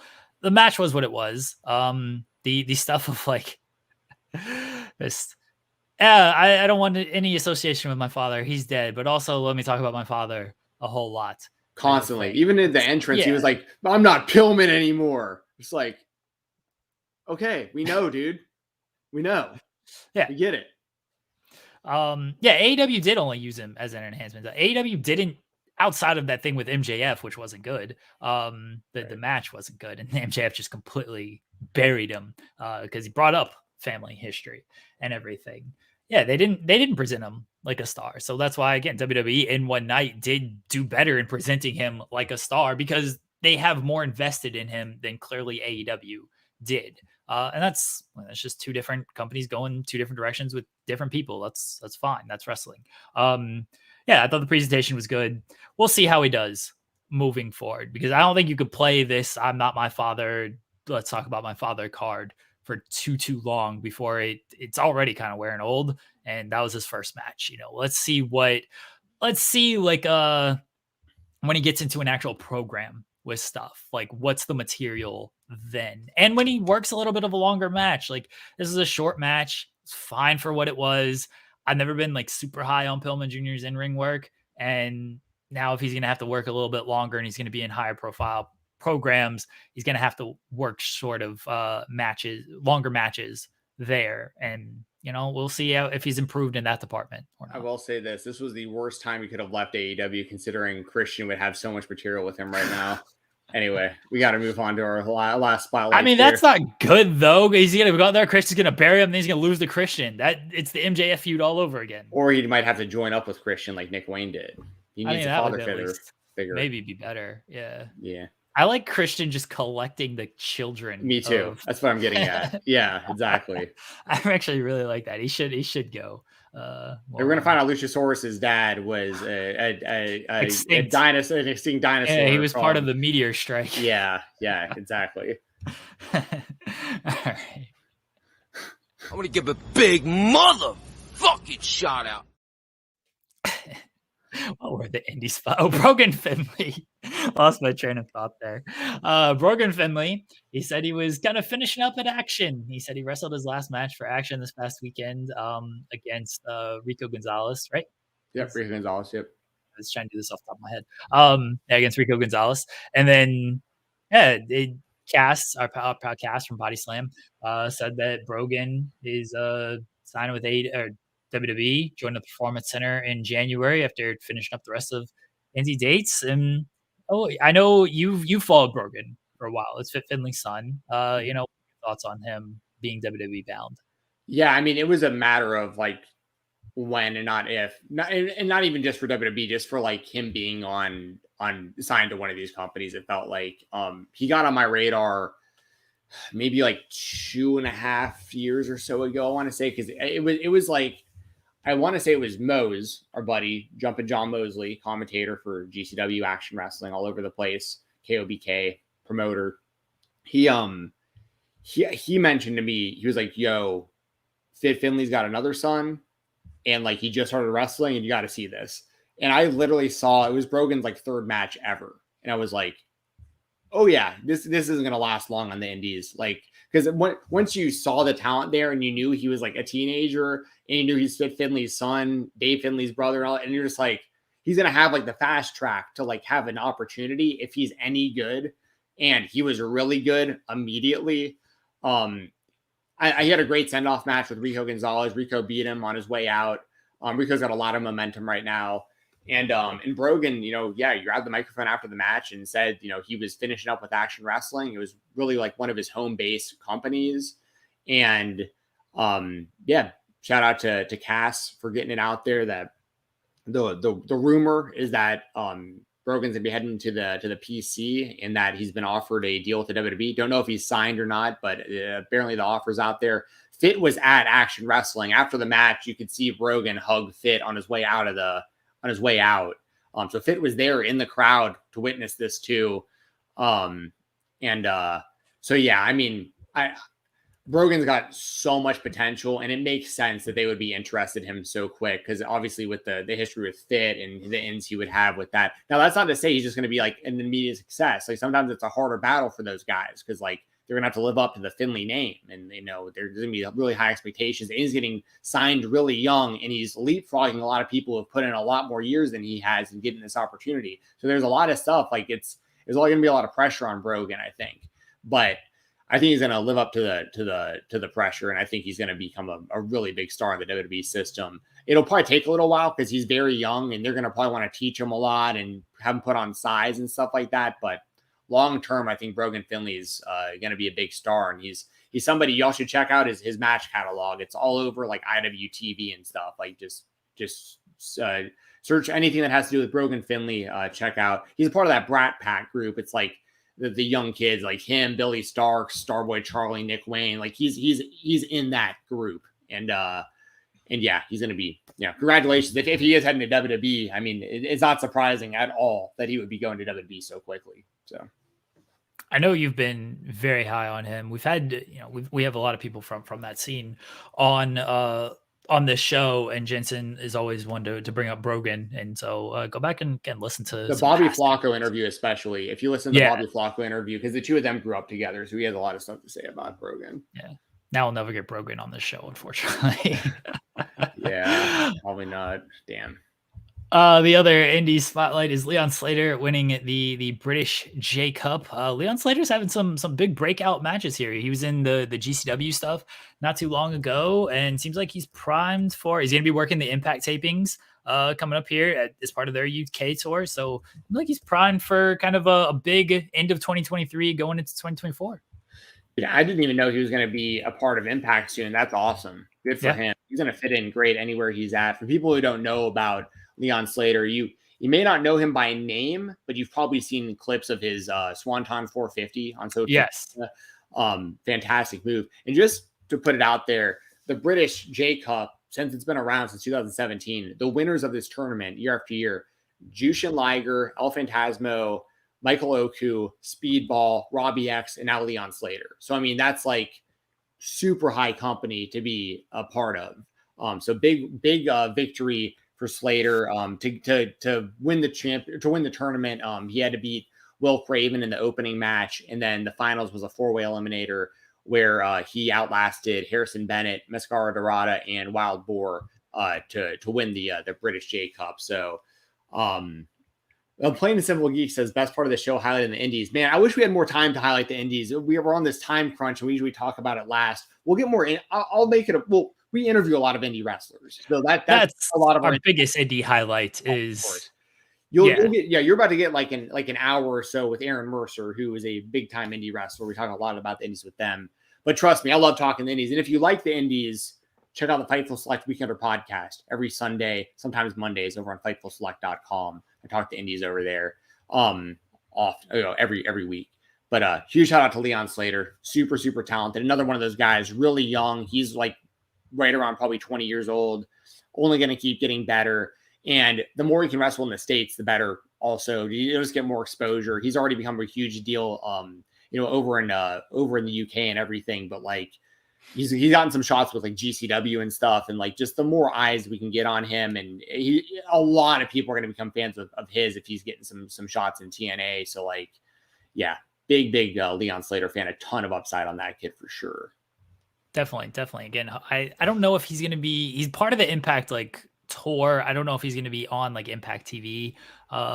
With that, maybe they'll show some highlights and show him. But yeah, he's making a name for himself in England. He's worked a lot of GCW stuff as well. I imagine he'll be coming over more to America in the coming months, and then going into next year. So yeah, Leon Slater's a name to definitely look out for. Jensen, I know you got to run.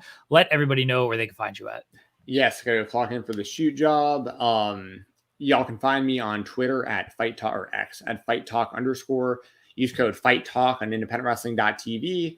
You can listen to the Fightful Select Weekender podcast every weekend, usually Sundays, sometimes Mondays, over there on FightfulSelect.com.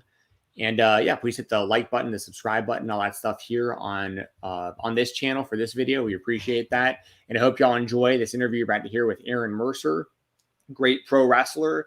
A really fun conversation. He's taking a little time off for injury right now, and I hope you enjoy our conversation with him here in just a second. It's good seeing everyone in the chat. Good seeing you, Jeremy. I am looking forward to getting through this work day and then taking the next few days off. And enjoy, and everyone enjoy the rest of your day. Enjoy your weekend, and you will hear me next. I think the next time you'll hear or see me or anything would be on the Weekender over on FightfulSelect.com. So see ya. Skol Vikings. Vikings got a W on Monday, by the way. They're back in it. The Vikings are back in it. They won on Monday night over San Francisco. All of a sudden, they have like a chance. They're with 3-4 now. So like, just put it out there. Skol Vikings. Justin Jefferson wasn't even on the field wasn't even out there, and we got that W. So anyway, see you guys. Have a good weekend. See you, Jeremy. Thank you, Jensen. Enjoy your weekend. All right, guys, let's get into this interview with Aaron Mercer. Unfortunately, he is injured right now, but he just had a really, really great matchup with Bryan Keith. And Bryan Keith you may have seen him on AEW TV the past month. He faced Hangman, and then he wrestled a tag team match against Blackpool Combat Club on Rampage. So Bryan Keith is a hot name right now. Bryan Danielson was praising him. He's calling out Bryan Danielson. Aaron Mercer has a long history with Bryan Keith. We get into that. They just had a really good hardcore match in Texas. And Mercer, he's wrestled a lot of guys on the scene. You know, it's unfortunate that he's injured, but he's still young, and hopefully he's going to come back strong next year. And really, really fun interview. I didn't know too much about Mercer before we talked to him for this interview. As most of these guests are. I can't praise Jensen enough for booking like 90% of the guests, especially like the independent talent. Jensen is always good about reaching out to them, getting them on. And then that helps me out because I cover so much of the WWE, AEW portion of stuff. Like the indies aren't always on my radar as much. And Jensen does a great job with the indies and hopefully introducing you guys like he introduces me to a lot of these new talents. And Aaron Mercer is someone I very quickly became a fan of after speaking to him for this hour-long interview that you're about to hear. So yeah, everyone can go support Aaron Mercer. All the links are below down there, so you can go check him out, go follow him, all that fun stuff. Yes, here we go. Creator Spotlight with Aaron Mercer. Welcome to the Creator Spotlight, the interview portion of the Spotlight here on Fightful. I am Stephen Jensen, joined as always by Jeremy Lambert, and our guest today is a professional wrestler that I've been wanting to have on the show for quite a while now. He's coming off of a big match, one of my favorite matches of the year, actually, that we're going to talk about at Texas Wrestling Cartel against Bryan Keith. We are joined by Aaron Mercer. Aaron, how are you? And thank you very much for joining us. I'm great. You actually watched that whole match? That was like an hour long. I watched the whole thing. It was a great match, great story. We're going to talk a lot about that. And a great speech at the end of the match too, and everything. So a lot going on with you right now. I know you're taking some time off with injury and stuff, but I guess just to jump right into it, I did want to talk to you right away about that Bryan Keith match because I know you've wrestled him quite a few times. You got some history with the guy, and the most recent match between y'all was for Texas Wrestling Cartel, and it was about an hour long. It involved Legos. It involved callbacks to other wrestlers I wanted to ask about. It involved a bunch of weapons. It was a great match, and the fans were very much into it. What was that experience like against Bryan Keith in essentially like an hour long kind of like death match out there? So originally, like, my plan was for BK to be my last match no matter what, before I took time off. And so once we got this scheduled, I pretty much canceled all my other bookings that I had. I had a decent amount finishing out the year, but this was going to be the last one. So and originally it was just supposed to be a normal match, but the promoter was like, hey, do you want to use weapons? And me being me, I was like, yes, of course. And BK didn't even know until he got to the show. I was like, hey, we're going to have a hardcore match. He was like, what? And it wasn't supposed to get that extreme, but yeah, there was Legos, tacks. There was a crutch table spot, which was a callback to our steel cage match. I love doing stuff like that, little callbacks.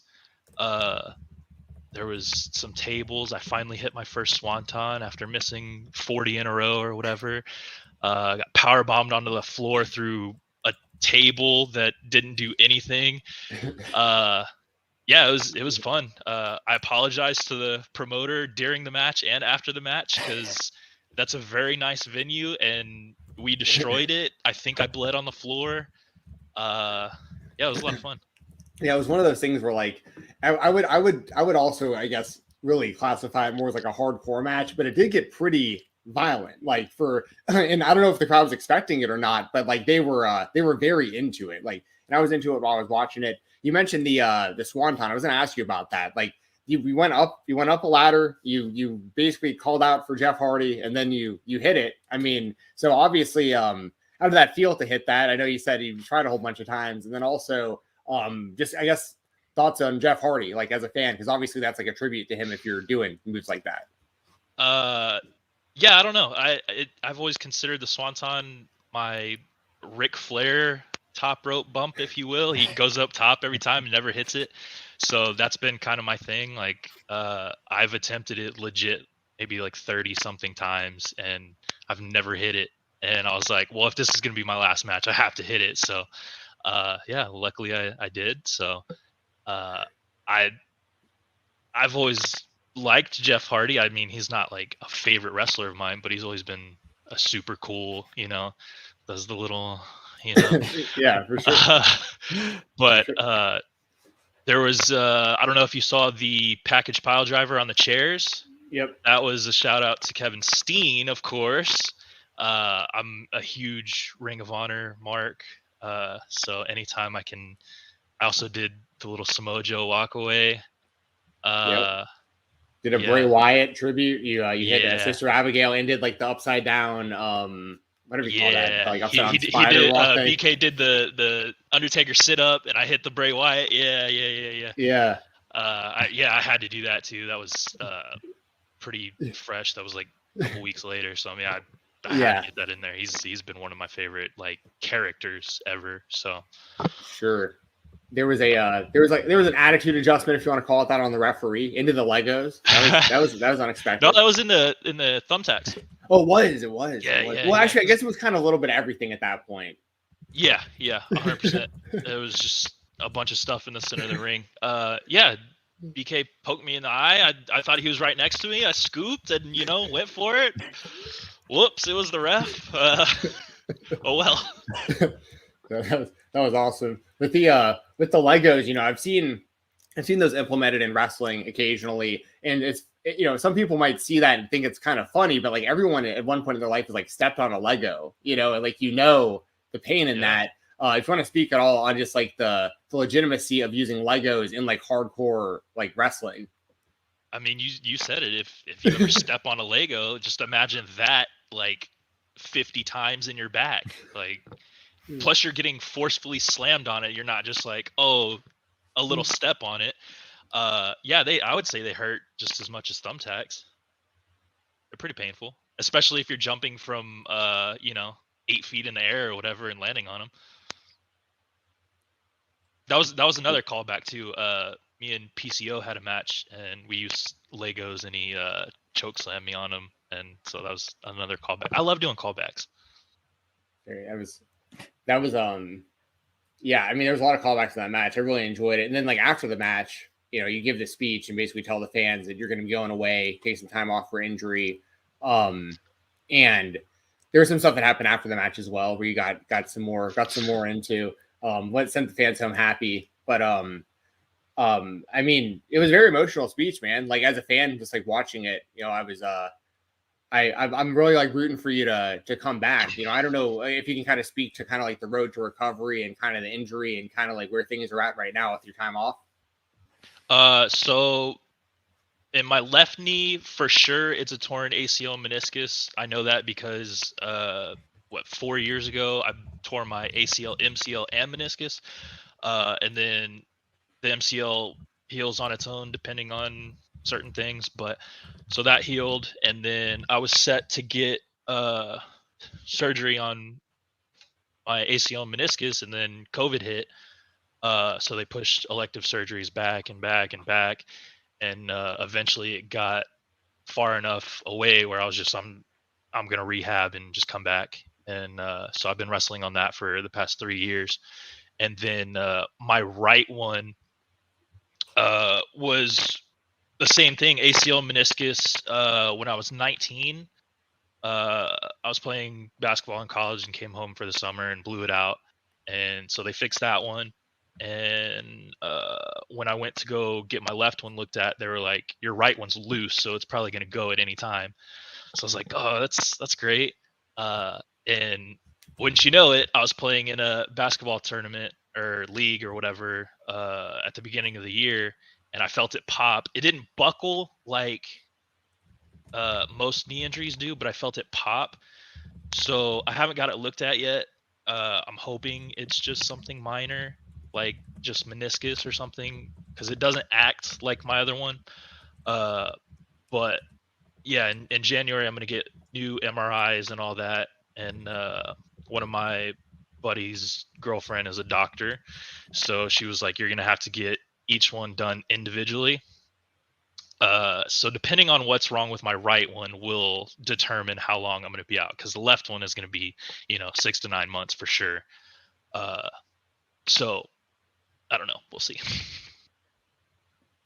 I have a lot of questions about Okay. the Bryan Keith match now, but then also on the knee surgeries that are coming up, or the knee, whatever you're gonna have to go through with those. But real quickly, going back to the Bryan Keith match, when you find out that it's a hardcore match, like basically when he gets to the venue, how much planning has to go into it of, or just calling it on the fly, because you have probably one match in mind. Oh, hey, it's a hardcore match. Now we got to do a totally different match. And you mentioned all the callback tribute spots in there, but how much planning like went into it before you actually stepped into the ring? None. I didn't have any idea of what I wanted to do beforehand. And then, I mean, I knew it was a hardcore match weeks before. He didn't find out until he got there, because I wanted to surprise him. And I don't want to pull back the curtain too far, but BK sometimes shows up not so early. So, yeah, he got there, on his time. And so we honestly didn't call that much. There was just like a few things where I was like, hey, let's do this. I want to do a callback to that. And everything else was, we just kind of played around, which I've learned how to do very well in recent matches with, nipple stuff. If you've watched Colt Cabana or Dalton Castle, kind of just let the fans do their thing and you just, improv. I respect that so much doesn't get called in the ring nowadays. There is so much planning. Again, not to pull the curtain back, but whatever. I hate calling stuff. My memory sucks, I guess. So if too much is called, I'll forget something, and I feel like that takes away from you being a character, you interacting with the fans, because you're focused on what's next. So I would like to not call almost anything and just go out there and kind of be in the moment, For sure. Jensen, do you have any follow up on that before I move on to the knee? Yeah. So for you had mentioned after the match with Keith, this is really more so for anybody who maybe hasn't seen the speech or anything since then. Like, you mentioned that, he's, especially with all his popularity at the moment, you're like, he really could be doing anything tonight. Like, he could be anywhere wrestling anyone for any company. He has all these offers, but he decided to come and wrestle me. And I just wanted to know, like, just kind of your thoughts on Bryan Keith, just in general, like as a person, and then also as a wrestler, and all the success he's getting right now. And then what it meant to you that he did choose to take that match with you when he did probably have other options he could have taken that night. Yeah, I mean, I feel like everybody that's met him kind of says the same thing. Like, he's super cool, which is very much reality. Like, he's one of the coolest dudes there is. Like, he just has that aura about him. And you've seen. Did you see the video he did with Bryan? Yeah, incredible today that he put out on the fact that he's able to do stuff like that with arguably the greatest wrestler ever just speaks to how great he's doing. Like, I feel like we wrestled for the first time like 2.5 years ago, and like right after that he started blowing up and he just started going everywhere, freelance, all the promotions, and now he's starting to be on AEW. And I'm telling you, the second he gets his full entrance, it's over. Like, he's gonna be the most over dude on the roster. So I don't know. That night he literally could have been doing anything. And one, the fact that he chose to be there to wrestle me of all people is cool, but also to do a quasi death match on the fly. Like, I told him in the ring after, like, you didn't have to do that. Like, I appreciate it more than you'll ever know. I wish I could do something to pay him back, but whatever. Hey, well, somebody that didn't pay you for something that actually stole from you. I don't know if you know about this or not, Aaron. And this is actually, going to be hard for me to even admit on this show. A lot of people know I'm a very, very big fan of the person I'm about to be talking about here just a second. So, oh God. Okay, so I don't know where this is going. No, yeah, Jeremy has literally no idea where this is going. So, my favorite wrestler of all time is the American Nightmare, Cody Rhodes, and he stole from you. I don't know if you know this or not. The sign stuff? No. Oh. So what do you? So because I started telling people to bring signs to shows like a year ago, and it started happening in Texas, and then he started tweeting about it like a couple months ago. I'm like, what are we doing here? Hey, possibly double thief. It's very possible that also. I'm with you there. I believe that 100%. What I'm referring to is actually. So your second match with Bryan Keith at New Texas, the finish of the match was you having Bryan in a Kimura and him stack pinning you.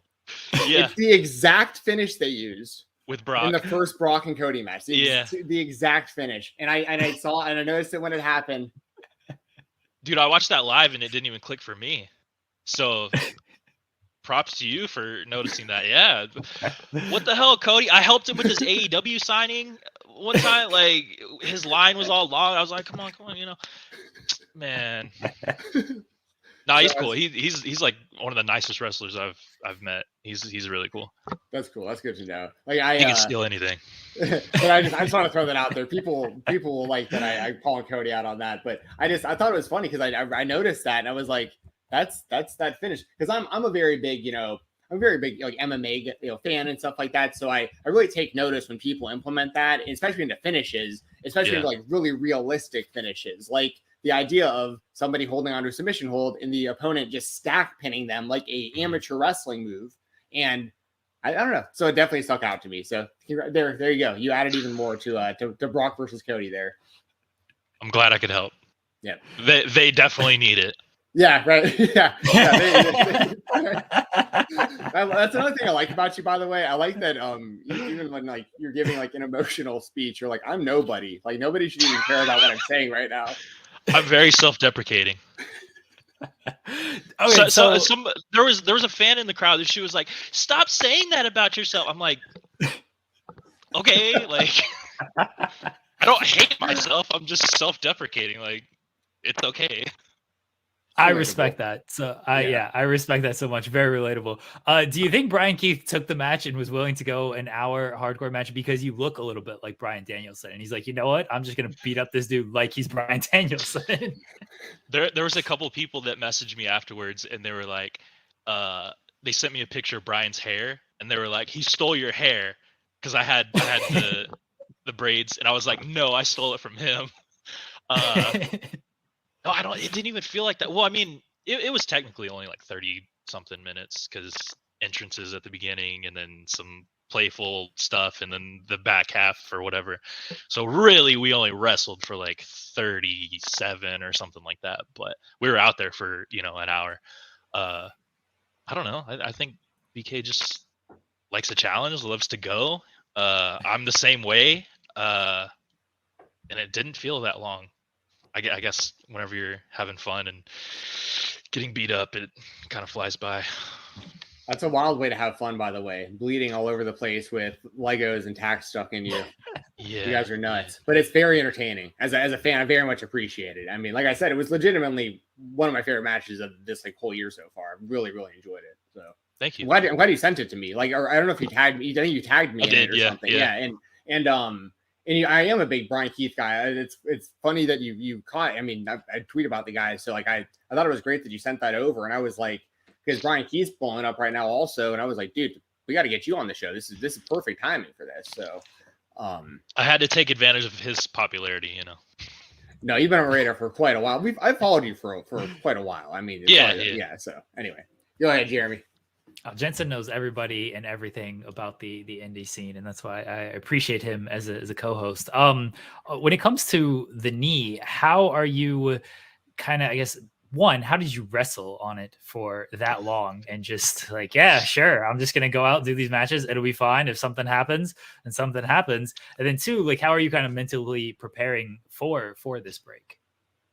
So at the last show, Mike Bennett and Taven were there, and even they were saying afterward, like, I told Taven, he was like, dude, you've been wrestling that long with no ACL? And I'm like, yeah, it's whatever. So even they were freaking out. But I think I have a very high pain tolerance, as evidenced by the deathmatch stuff. But I think blowing my knee out so early in my life when I was, 19, I didn't get surgery on that right away either. I continued to play basketball on it for a year and a half. I would just like triple brace it when I would go play, and then sometimes it would buckle, sometimes not. So whenever I was wrestling on it, I was like, in wrestling, you can control your movements a lot more than basketball. So I can kind of dictate what I do to prevent my knee from buckling. And it still buckled every now and then. I think my third match back, it buckled, but it was just like a slight one. It was probably under 10 times out of the past 3 years that it buckled in matches, which I would say is pretty good. I didn't wear a brace or anything. Just if it happened, I would just kind of take a second and just continue on. It kind of takes your breath away, but I mean, it's wrestling, so you could be like, ouch, my knee, and then you play off of that. But as for like the mental part, like, I've already been through this. I'm so ready to get it done, because like I said in the promo, if I can wrestle, injured at this level, which debatable if it's good or not, but it's better than most on this level. So in local Texas wrestling, if I can do it injured, like, imagine what I could do healthy. I was purposefully limiting my bookings and what I do in the ring because of that. So if I'm healthy, I'm going balls to the wall, and I'm going to see, what kind of noise I can make. So I'm just ready to get it done, honestly. It helps that it's sorry, Jensen. It helps that it's basketball season. You just watch basketball all day and night to help get you through these times. Go ahead, Jensen. For sure. I was gonna say, this is the best time of year. You got basketball, football, hockey, all at the same time. Like, right? Yeah, I'll never be bored. Yeah, influencer boxing fights we'll talk about in a second. There was a follow-up I had about that. Now I'm thinking about the influencer boxing fights. Sorry. Now we'll knee injury. Oh, sorry. Yeah. Thank you very much. So what I was going to talk about is, I was just actually listening to Dan Henderson on Joe Rogan today, and he was talking about how he had, like, his knee blew completely out. This was back in like the early 2000s, and he went and got the surgery done, like complete like reconstruction, I think, on like pretty much like everything. And he said like 2 weeks later, he was out hunting, which I know when me and you were talking, you were busy hunting, kind of paralleling this story here. But Dan Henderson was 2 weeks out from surgery. He was out hunting, got a call from Pride FC, and Pride said, hey, we need somebody short notice to come over here. I believe he got the call to fight Murillo Bustamante, and he wound up hitting him in the head and knocking him out, like, with that knee that he had just got reconstructed. So, I mean, if Dan Henderson can go out there and do that, I feel like, I mean, you're going to come back better than ever. You know what I mean? I hope so. That's the plan.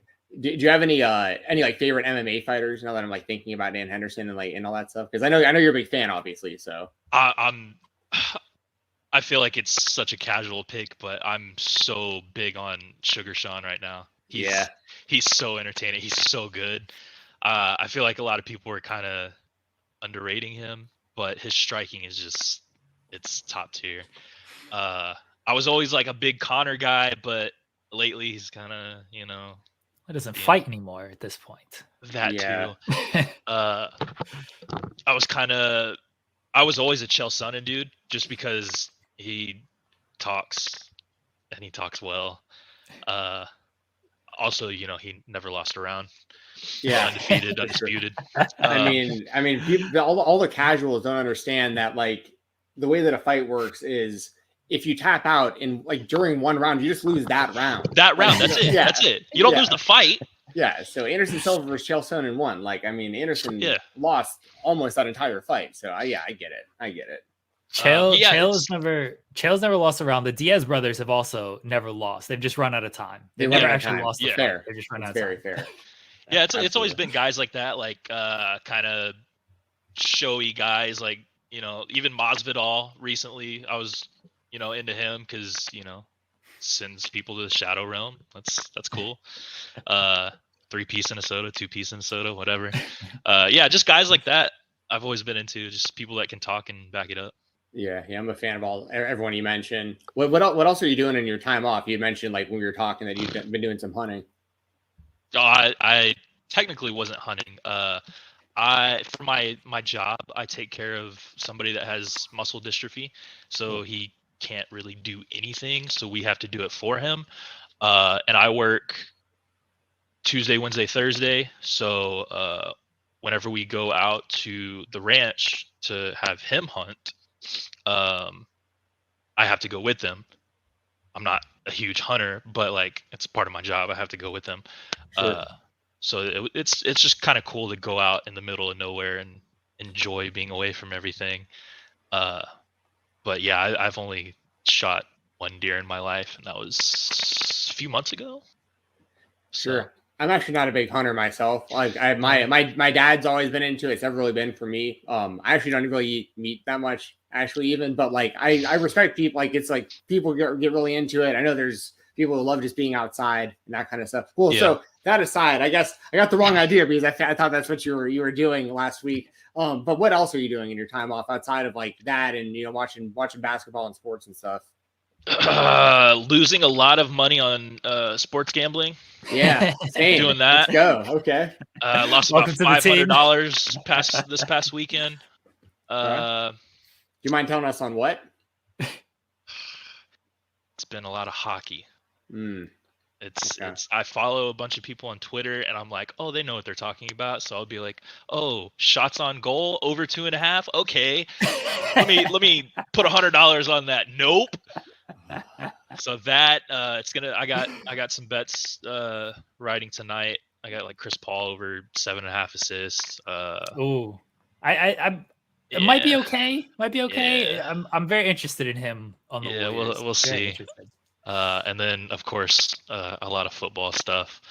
Outside of that, God, not much. Just playing video game. I play like Madden, maybe 2K every now and then, but I don't have a lot going on right now. I really don't. I want to bring it back to wrestling a little bit, but I do. We could talk sports all day, honestly. How did you get started in this world of professional wrestling, though? I've told this story so many times. I was playing semi-professional basketball in the ABA, and our PA announcer said we got talking about the Royal Rumble when AJ Styles debuted, and he mentioned that he ran a school or whatever. I was like, oh, that's cool. I've always wanted to get into wrestling. I just didn't know how. And so after I was done playing basketball, I hit him up and I was like, hey, can we get started on this wrestling thing? And he was like, sure, just meet me at this place and we'll get going. And so I met him at some sketchy facility here in San Antonio and was with him for a couple weeks. And then he got me over to the Hybrid School of Wrestling. And I spent a year and a half there, I think. And then, that was pretty much it. Who all were the trainers at the time that you were at the Hybrid School of Wrestling? Because I know that like a handful of people, like I know Ricardo Rodriguez, Funaki, Rodney Mack, those kind of guys from there. It's I was there not when they first started, but whenever it was like the second building. It was still a smaller building, so it was just Marvel and Chris Marvel. Yeah, Chris Marvel and one of the consider him like a strength and conditioning coach. His name's Mark. It was just them really, and then Ricardo came in, and he was there for a little bit, and then we ended up moving to the building that they're currently at, and then Funaki came in, which I mean Funaki was kind of always around anyways because he lives in San Antonio and he had his dojo here, and then Rodney came along, and then I think I left shortly after they came in. Yeah, so I mean I learned some stuff from both Rodney and Funaki. I was gonna ask you like specifically what you had learned from Funaki. I'm like super interested. He teaches some really cool like shoot style wrestling stuff. Obviously he teaches everything, but he I think he's with the advanced group or whatever now.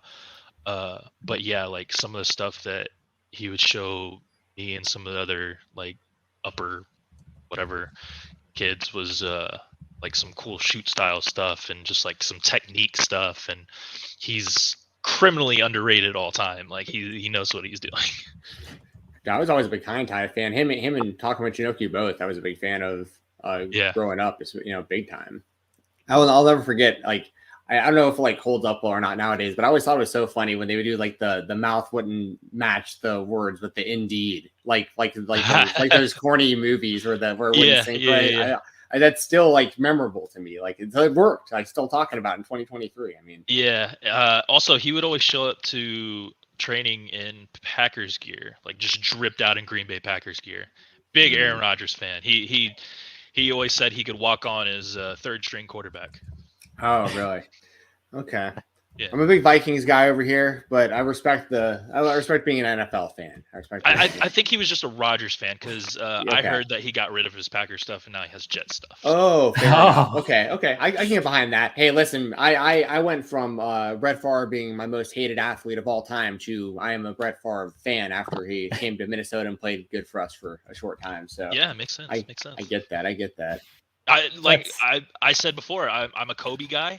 But LeBron came over to the Lakers, so I'm not a LeBron fan, but like I root for LeBron because he's on the Lakers.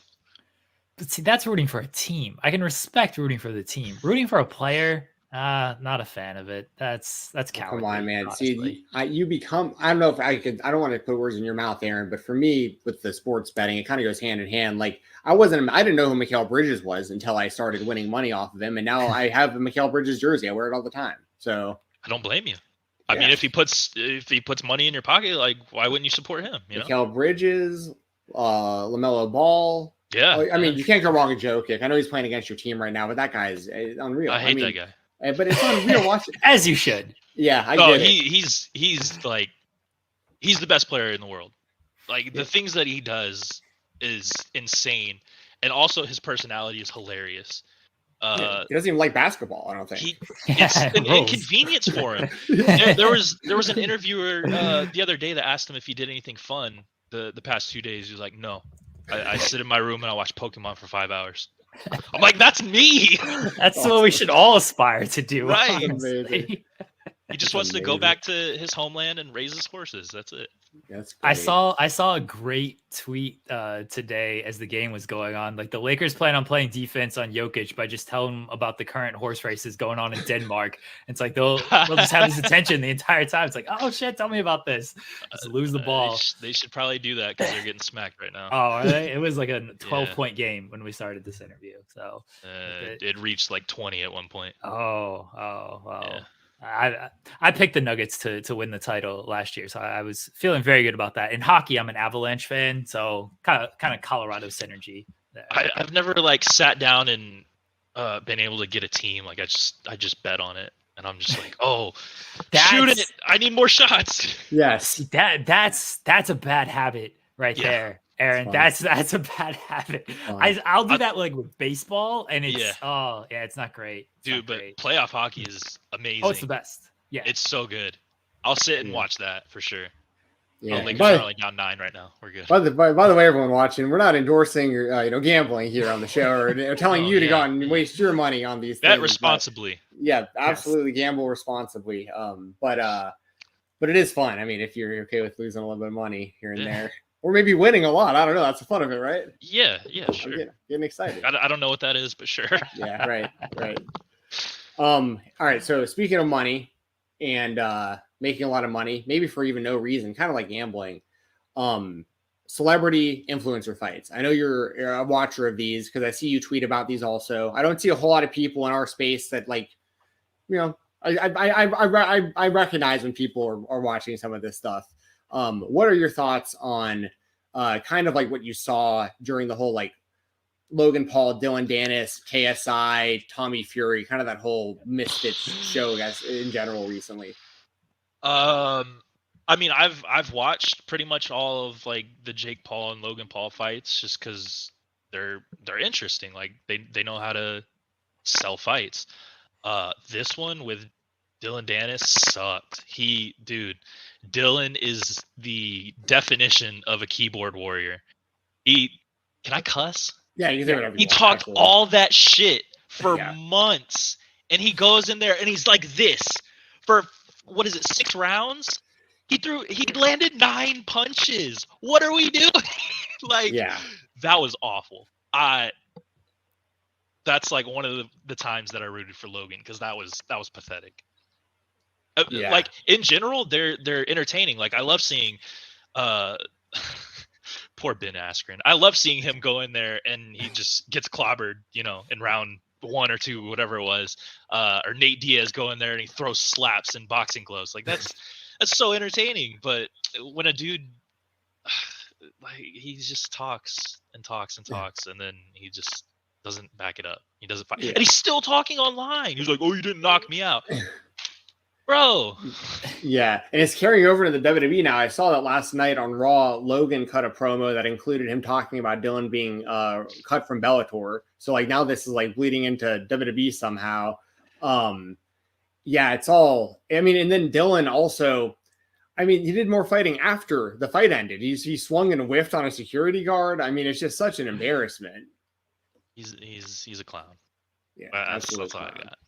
I mean, I don't know if you got a chance to see, rest in peace, Aaron Carter. I don't know if you got a chance to see Aaron Carter box, but I would take Aaron Carter in a boxing match over Dylan Dennis, I think. That guy was such an embarrassment. I think I saw a clip of him on Twitter when he did that, but I didn't sit and watch that one. Yeah, it was tough. He boxed Lamar Odom, the NBA player. It was like just a complete mismatch. That's another weird thing. Like you got Nate Robinson and Le'Veon Bell and like all these like athletes jumping across. It's weird. It is. It's very bizarre and very off topic as well. I just wanted your thoughts on that because I see you tweet about it also. So thank you. Yeah. Of course. I mean, Nate Robinson became like the original celebrity influencer meme with how he got knocked out in that fight. Unfortunately, he was one of like the first major athletes, I think, to kind of do that, right? Yeah, it was like was like the intrigue because I mean we'd seen it before with guys like Herschel Walker and stuff, and like combat sports, but like the thing with Nate was the intrigue of kind of the idea of like Jake Paul up to that point had only fought other influencers, and it's like how could he do against like an actual professional athlete of like any kind, right? Like a former NBA player, and he slept him. Yeah, it's not the same. Yeah, different for sure. Yeah. Would you have any interest in fighting anyone for real? I've been saying I did Muay Thai when I was 21 or something like that, so it's been a while. And it was like the most fun and most difficult thing I had done up into that point. I was learning, Pete Spratt? Yeah. I was learning from him. I was doing like one-on-one sessions with him, and he showed me off to Rodrigo Pinheiro, who's like the main dude. He was like, look how quick this dude's picking it up. I was like, oh, that's cool. I've always wanted to. I would have to actually train again because it's been a while, but I've always wanted to have an actual fight just to see. Y'all had Matt Mikowski on here. Yeah, y'all wrestled each other. I know that y'all wrestled each other. There's a reason for that. I wanted to test myself against, an actual MMA guy, and he thought I legit did jujitsu. I was like, no, I just learned wrestling stuff and kind of implement what I see. So he thought I was like legit trained. I was like, No, I'm just good at pretending. Yeah, I don't know. I've been DDT'd on concrete. I've been double stomped in the back of the head. I've been just I don't know. I've been hit in the head so many times. I've never been knocked out. I've never been concussed. So I kind of want to just see. And I know saying that means the first shot I take in an octagon, I'll get slept. But I don't know. I would have to get healthy, obviously, first, because I don't want to get in there and my knee buckles and then get my face destroyed. I don't know. We'll see. We'll see. Yeah. I want to, but I don't want to go in there half-assed, you know? Yeah, for sure. Yeah, that's very understandable. That's cool though. I'd be super interested to see that happen. You're just talking about kind of like a highlight reel of the stuff that's happened to you. I also saw you, I think it was another Bryan Keith match I had seen where you took like a tiger driver to the outside. That was the same match where he DDT'd me on the concrete, and I thought I split my skull. That's right. I mean, what does Bryan Keith have against you? He said that I like to beat him up. Like, are you kidding me? Doesn't seem like it. I don't know. He's got something against me. He's jealous of my beard or something. I don't know. Fair. Honestly, I'm jealous of it. So I completely understand that. You've Bryan Keith aside, because I assume he's maybe hit you the hardest. You've also been in the ring with a guy like Shane Taylor who hits really hard, but who has hit you the hardest in the ring? Okay, so I have like a small list of who's chopped me the hardest, and I guess who has like forearmed / kicked me the hardest. Chops would be Gary J. Okay. He's one. Gino Medina is another one. And Mysterious Q and Kurt Stallion would be like my top ones. I think my pain tolerance kind of increased when I started doing death matches, so the chops started getting easier to take, if you want to put it that way. So I started to like not feel them as much.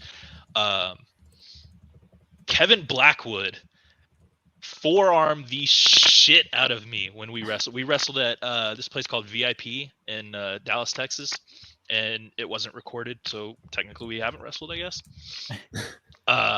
Yeah, he threw like the very first forearm and just completely rocked me, and I was like, yes, I love this.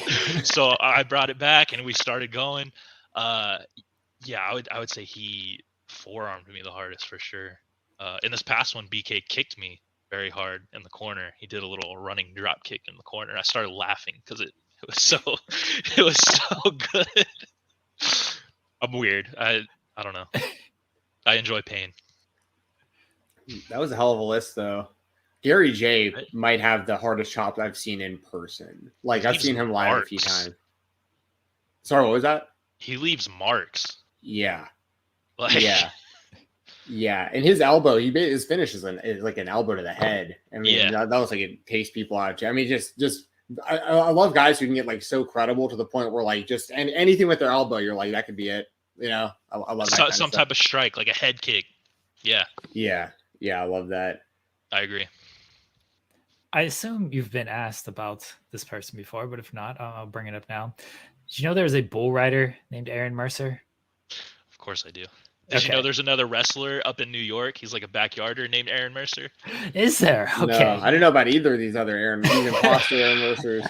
And again, I've told this story, but when I was choosing my name, my wrestling name, I had never heard the name Mercer outside of this video game called Prototype, which is where I stole it from. And then as soon as I got into wrestling, I discovered there's another Aaron Mercer in New York who's a backyarder, but I've been on AEW, so I can be Aaron Mercer more than him. I discovered the Bull Rider when I started YouTubing my matches. And then I discovered there's a Derek Mercer who's an announcer in Texas. There's a Zeke Mercer. There's a Trent Mercer. I just discovered there's a Miles Mercer, Mason Mercer. Like, there's so many freaking Mercers now. Shane Mercer. Yes, yeah, who's arguably the best Mercer, depending on who you ask. He does. You guys would match up well. Have y'all wrestled each other before? No, that would be a good one. That'd be a real good one. We were on the same show early on in my career in California for SoCal something, but he was like, he wasn't cleared to wrestle because he had like a death match or something the night before, so he came in with like a bandage on his head. But he's much shorter than I am, but he's very much stronger than I am. He could probably do that little backflip thing with me, and I'm the moonsault and battery. Oh yeah, man. That's nuts. It's wild. Have you had any interactions with the bull rider, Aaron Mercer? Have you just messaged him, be like, "Hey, asshole, can I have my name?" No, he probably exists. That's probably his actual name, so I'm not gonna be like, "Hey, you stole my name that I made up." Like, no. Just go for it, just for the bit of it, just to see what happens, true. just to see the response. I have thought about, like, do I need to change my name because there's so many Mercers, or do I just say screw it and continue? And I don't think the last name being so common is bad. Just when it's the exact same name, that's where it gets. Because I literally just Google Aaron Mercer, and the first one is you. By the way, it is you. Yes. But then the second one on Instagram is the bull rider. Yeah. Like, oh, like I'm sure you've been asked this before, but you know, I got a new not audience. about the bull rider. I've been asked about how common the name Mercer is, but not about the bull rider yet. Okay, well there we go. Yeah, we'll get you're the some. first. All right, there we go. You mentioned you're being in AEW. What was that experience like? It was cool. The first time, so I did my Evolve tryout or whatever with Sean Dean, who has a very prominent role in AEW, and I was on, or they were in, I think, San Antonio a couple years ago, and I was like, "Hey, y'all are in my backyard, you know, can you hook me up?"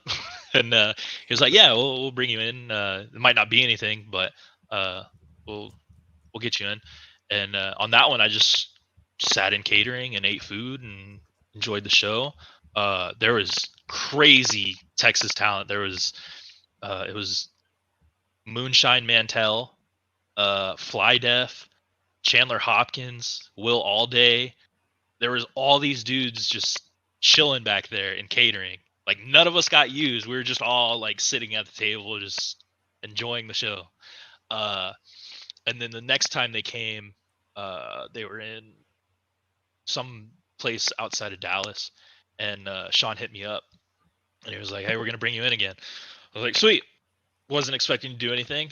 Was in catering again with some of the other talent, and somebody came running up, and they were like, "Hey, your name's on the board." It's like, what? So I went sprinting down the hall, and they have that little board where they write all the matches and segments on, and the Ass Boys versus Aaron Mercer and Masada. I was like, what? Which was, it was like weird because me and Masada were having a death match like the next month. So it was like weird that we were teaming together, and somebody was like, "Hey, Tony sees everything, so he might have did that for a reason." I was like, there's no way he saw a little flyer from Laredo. But yeah, it was cool. The Guns were like, I think only like 8 months in at that point. So I was their vet technically. But yeah, they were super cool. They're easy to work with. I've been on a couple shows with them at TWC. I was like, "Hey, I don't know if you remember, y'all squashed me in like 2 minutes on AEW." They're like, "Oh, okay." Yeah, it was cool though. I'm not the most like extroverted person, so I didn't go up to a bunch of people and introduce myself or anything, but I got to stand there while Moxley and Masada talked to each other, so that was cool. Moxley's exactly how you think he would be. He is who he is. So yeah, it was cool. You go up when Moxley and Masada are talking, and just if you're already bleeding, Moxley probably just walk you in, like, "Hey, one of us." I should have busted myself open right there. Just start hitting myself in the head. Yeah. Next time. Just walk up to him with a gusset already just in you somewhere. Yeah. Just, always in the head. I in like the head. Sorry, always go head. Okay. Yes. Fair. I want that good color, Yeah. Okay, that's fair. That's fair. Moxley's bringing that world into AEW. Like he took the skewers, and like people really freaked out because they were so not used to seeing that. Yeah, that was wild. Did you get any advice from like anyone else while you're at AEW? And do you have any like, if you want to put out there like any goals you might have, like when you come back from injury, if you have any goals for like returning to AEW or working maybe anywhere else? So again, like I said, I'm not very extroverted, so I didn't go up and introduce myself and make connections like I should have, because that's what Ricky Starks told me to do. He was like, "Hey, nobody ever remembers the extras, so make sure they remember you. Like, go make connections." And I only talked to like a few people. I didn't talk to too many people. I could have said hi to Jamie Hayter. She was getting coffee right next to me. I didn't say anything. I could have said hi to Brian. He was he like walked right in front of me. I didn't say anything. For some reason, me and Trent always like locked eyes every time I was there, and we like locked eyes, and he'd be like, "Hey." Hey, that's the funniest person for that to happen with too. He's probably the most awkward. Yeah, he seems like he's probably really cool, but I'm just like, I'm so like in my own shell that I don't want to find out, Yeah, so that was the advice that I got that I didn't, implement. Whoops. But yeah, I don't know. As far as coming back, it kind of depends. Like, I'm trying to figure out what I even want to do when I come back. I don't know if I want to keep doing what I've been doing and flash my nipples to people and get them to chant it or whatever. I don't want to pigeon myself in like a comedy thing. I don't know if I want to come back and just go back to old school Ring of Honor stuff and just beat the crap out of people and have a scowl on my face. I don't know if I want to like be a character and make cool videos, which sounds great. Because everything Bray Wyatt did like was so captivating. Like, even if he just sits there and talks in circles, I'm just like glued. Because especially on the indies, every promo is, I'm going to wrestle this person on this date at this promotion and I'm going to win. I hate it so much. So it would be so cool to just be like a character and make these out there videos and, do something interesting. Yeah. I mean, it's like you have a whole kind of like reset opportunity with like your return and you got time off. You can cook something up. You can start filming stuff. Trust me, I have too many ideas. Like, I am all over the place. It sucks. So I don't know. So like, if I were to go the Ring of Honor route, obviously I'd want to, have a shot at getting signed by Ring of Honor or maybe AEW or whatever. But I'm like so into storytelling right now that I've always kind of said, which again, who am I? I'm nobody. Like, I shouldn't even be talking like, oh, I don't want to go here, I don't want to go there. But if it happens, like, I've always kind of said that WWE doesn't really interest me, but that is the place for the best stories. Like, between the bloodline, between weekly television, like they tell the best stories. AEW is great for like banger matches. WWE's like storytelling, weekly episodic television, and that is kind of what I'm into right now, like in my headspace. Because having banger matches is fun and everything, but that can get super repetitive. So I don't know. I have a lot of time to think, and it sucks, but here we are. The last question I got for you, and it's a little off topic, but like I just wanted to ask you while I had the chance, because I know you're saying you're not sure exactly what you're going to do with the return and kind of what matches and kind of what you want to put yourself through, but you put yourself through a lot with the death matches. I mean, and like I guess just in general, what is your line of thinking on? Because I cover a lot of death matches, but I also understand the fan base that like doesn't watch them or isn't interested or it freaks them out, like. What's kind of your mindset of like wanting to do death matches and then like, I guess just your experiences doing them? And is it something where like, if you never had another death match again, like you'd be totally cool with it? Or like, is it something that you're like, yeah, like it's all right. You got everything, just answer the question for me, I guess. I've even kind of said like I'm retired from death matches. If the right person comes along or the right like circumstances, I'll do one, but I never said I wasn't gonna stop doing hardcore matches. Right. I'm still doing hardcore matches, obviously. I just don't want to do glass and gussets and barbed wire. I'm good on that. Yeah. Understood. Yeah. Right now, But they were fun to do, like to experience. So that was a fun year and a half run. Got a lot of great reactions. Worked some good companies. There was a lot more stuff that was supposed to happen that got canceled, whether it be COVID or other reasons. I don't know. There was a lot more that was supposed to happen. Gotcha. That was a big one. I'm looking for scoops here. There was supposed to be a no-piece show in Florida. I've never wrestled in Florida. There was supposed to be a no-ring show in Brooklyn. We got to Brooklyn, and then there was a COVID outbreak while we were there, so the show got canceled. There was supposed to be a tournament in Indiana, which I was supposed to go very far in, which would have gotten me some good, publicity or whatever.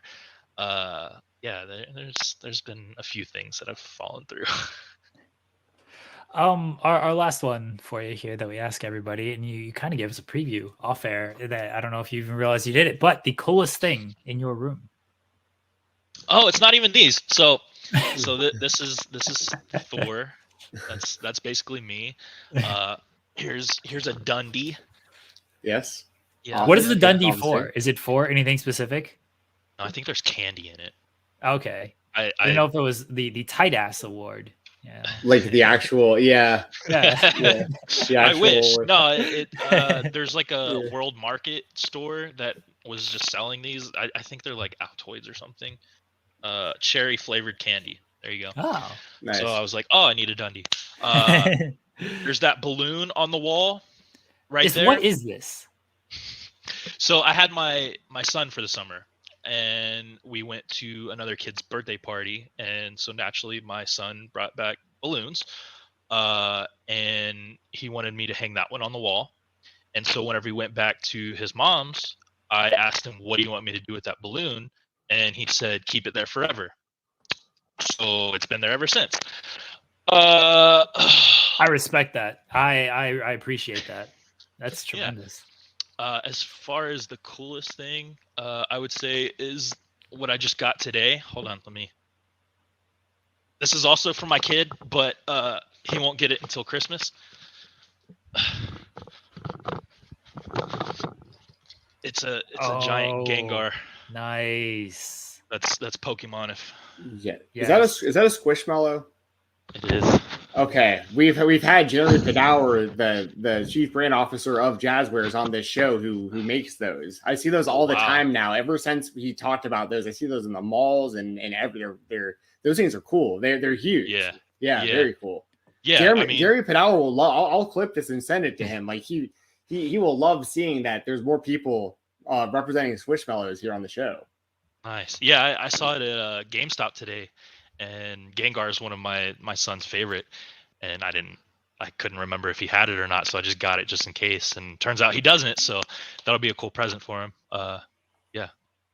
And Gengar and OG Pokemon as well. Yeah. Like any of the original 150, and I guess 151. Like I can remember those. They got all these new ones that my kids are into. I don't know any of them. Like they stopped trying to be creative. Like they have one that looks like a candle.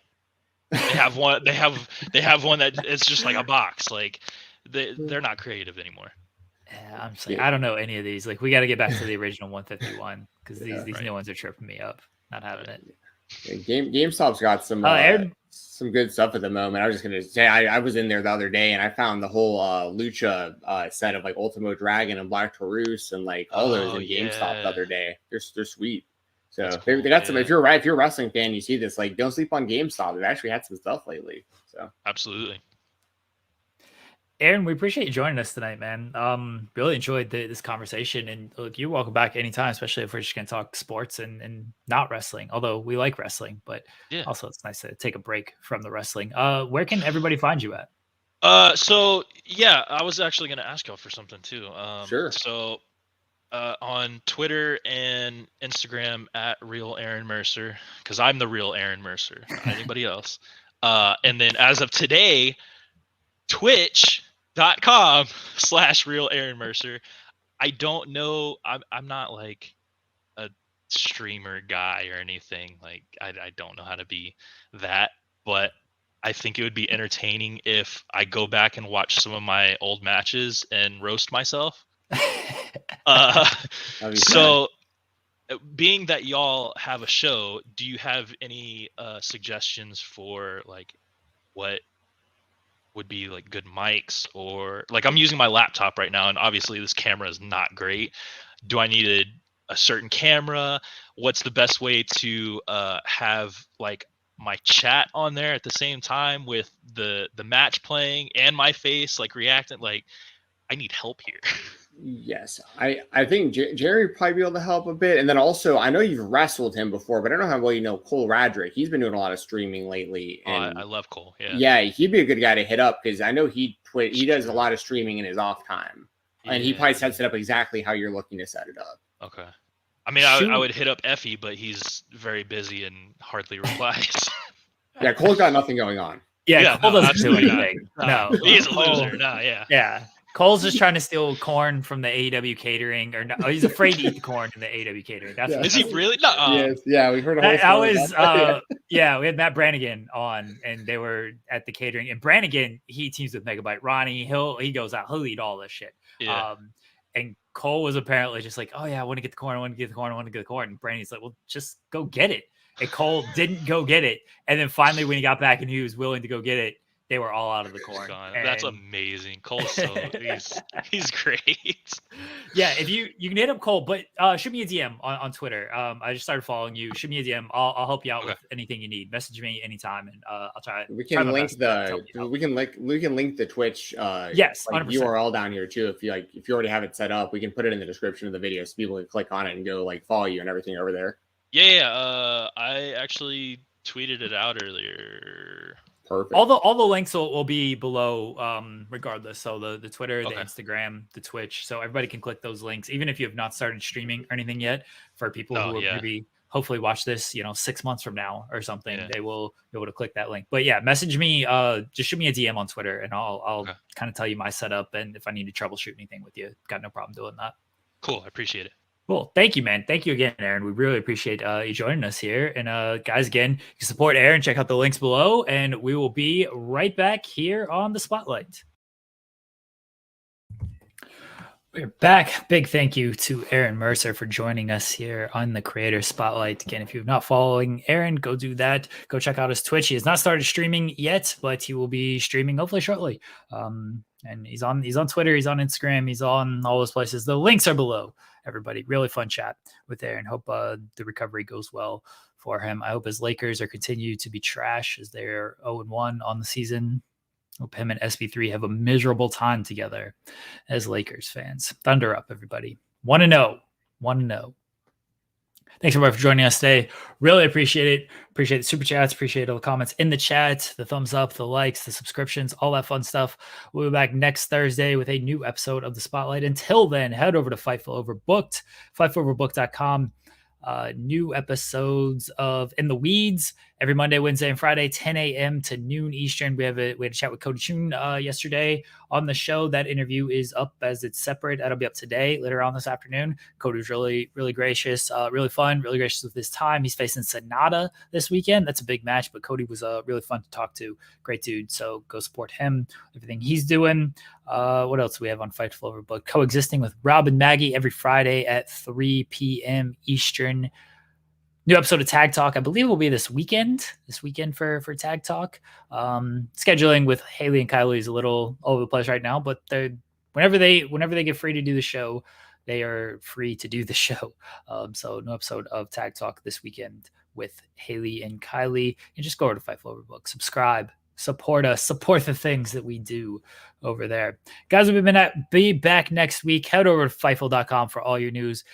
Head over to FightfulSelect.com, subscribe there, $5 a month or like $60 for the year, I think.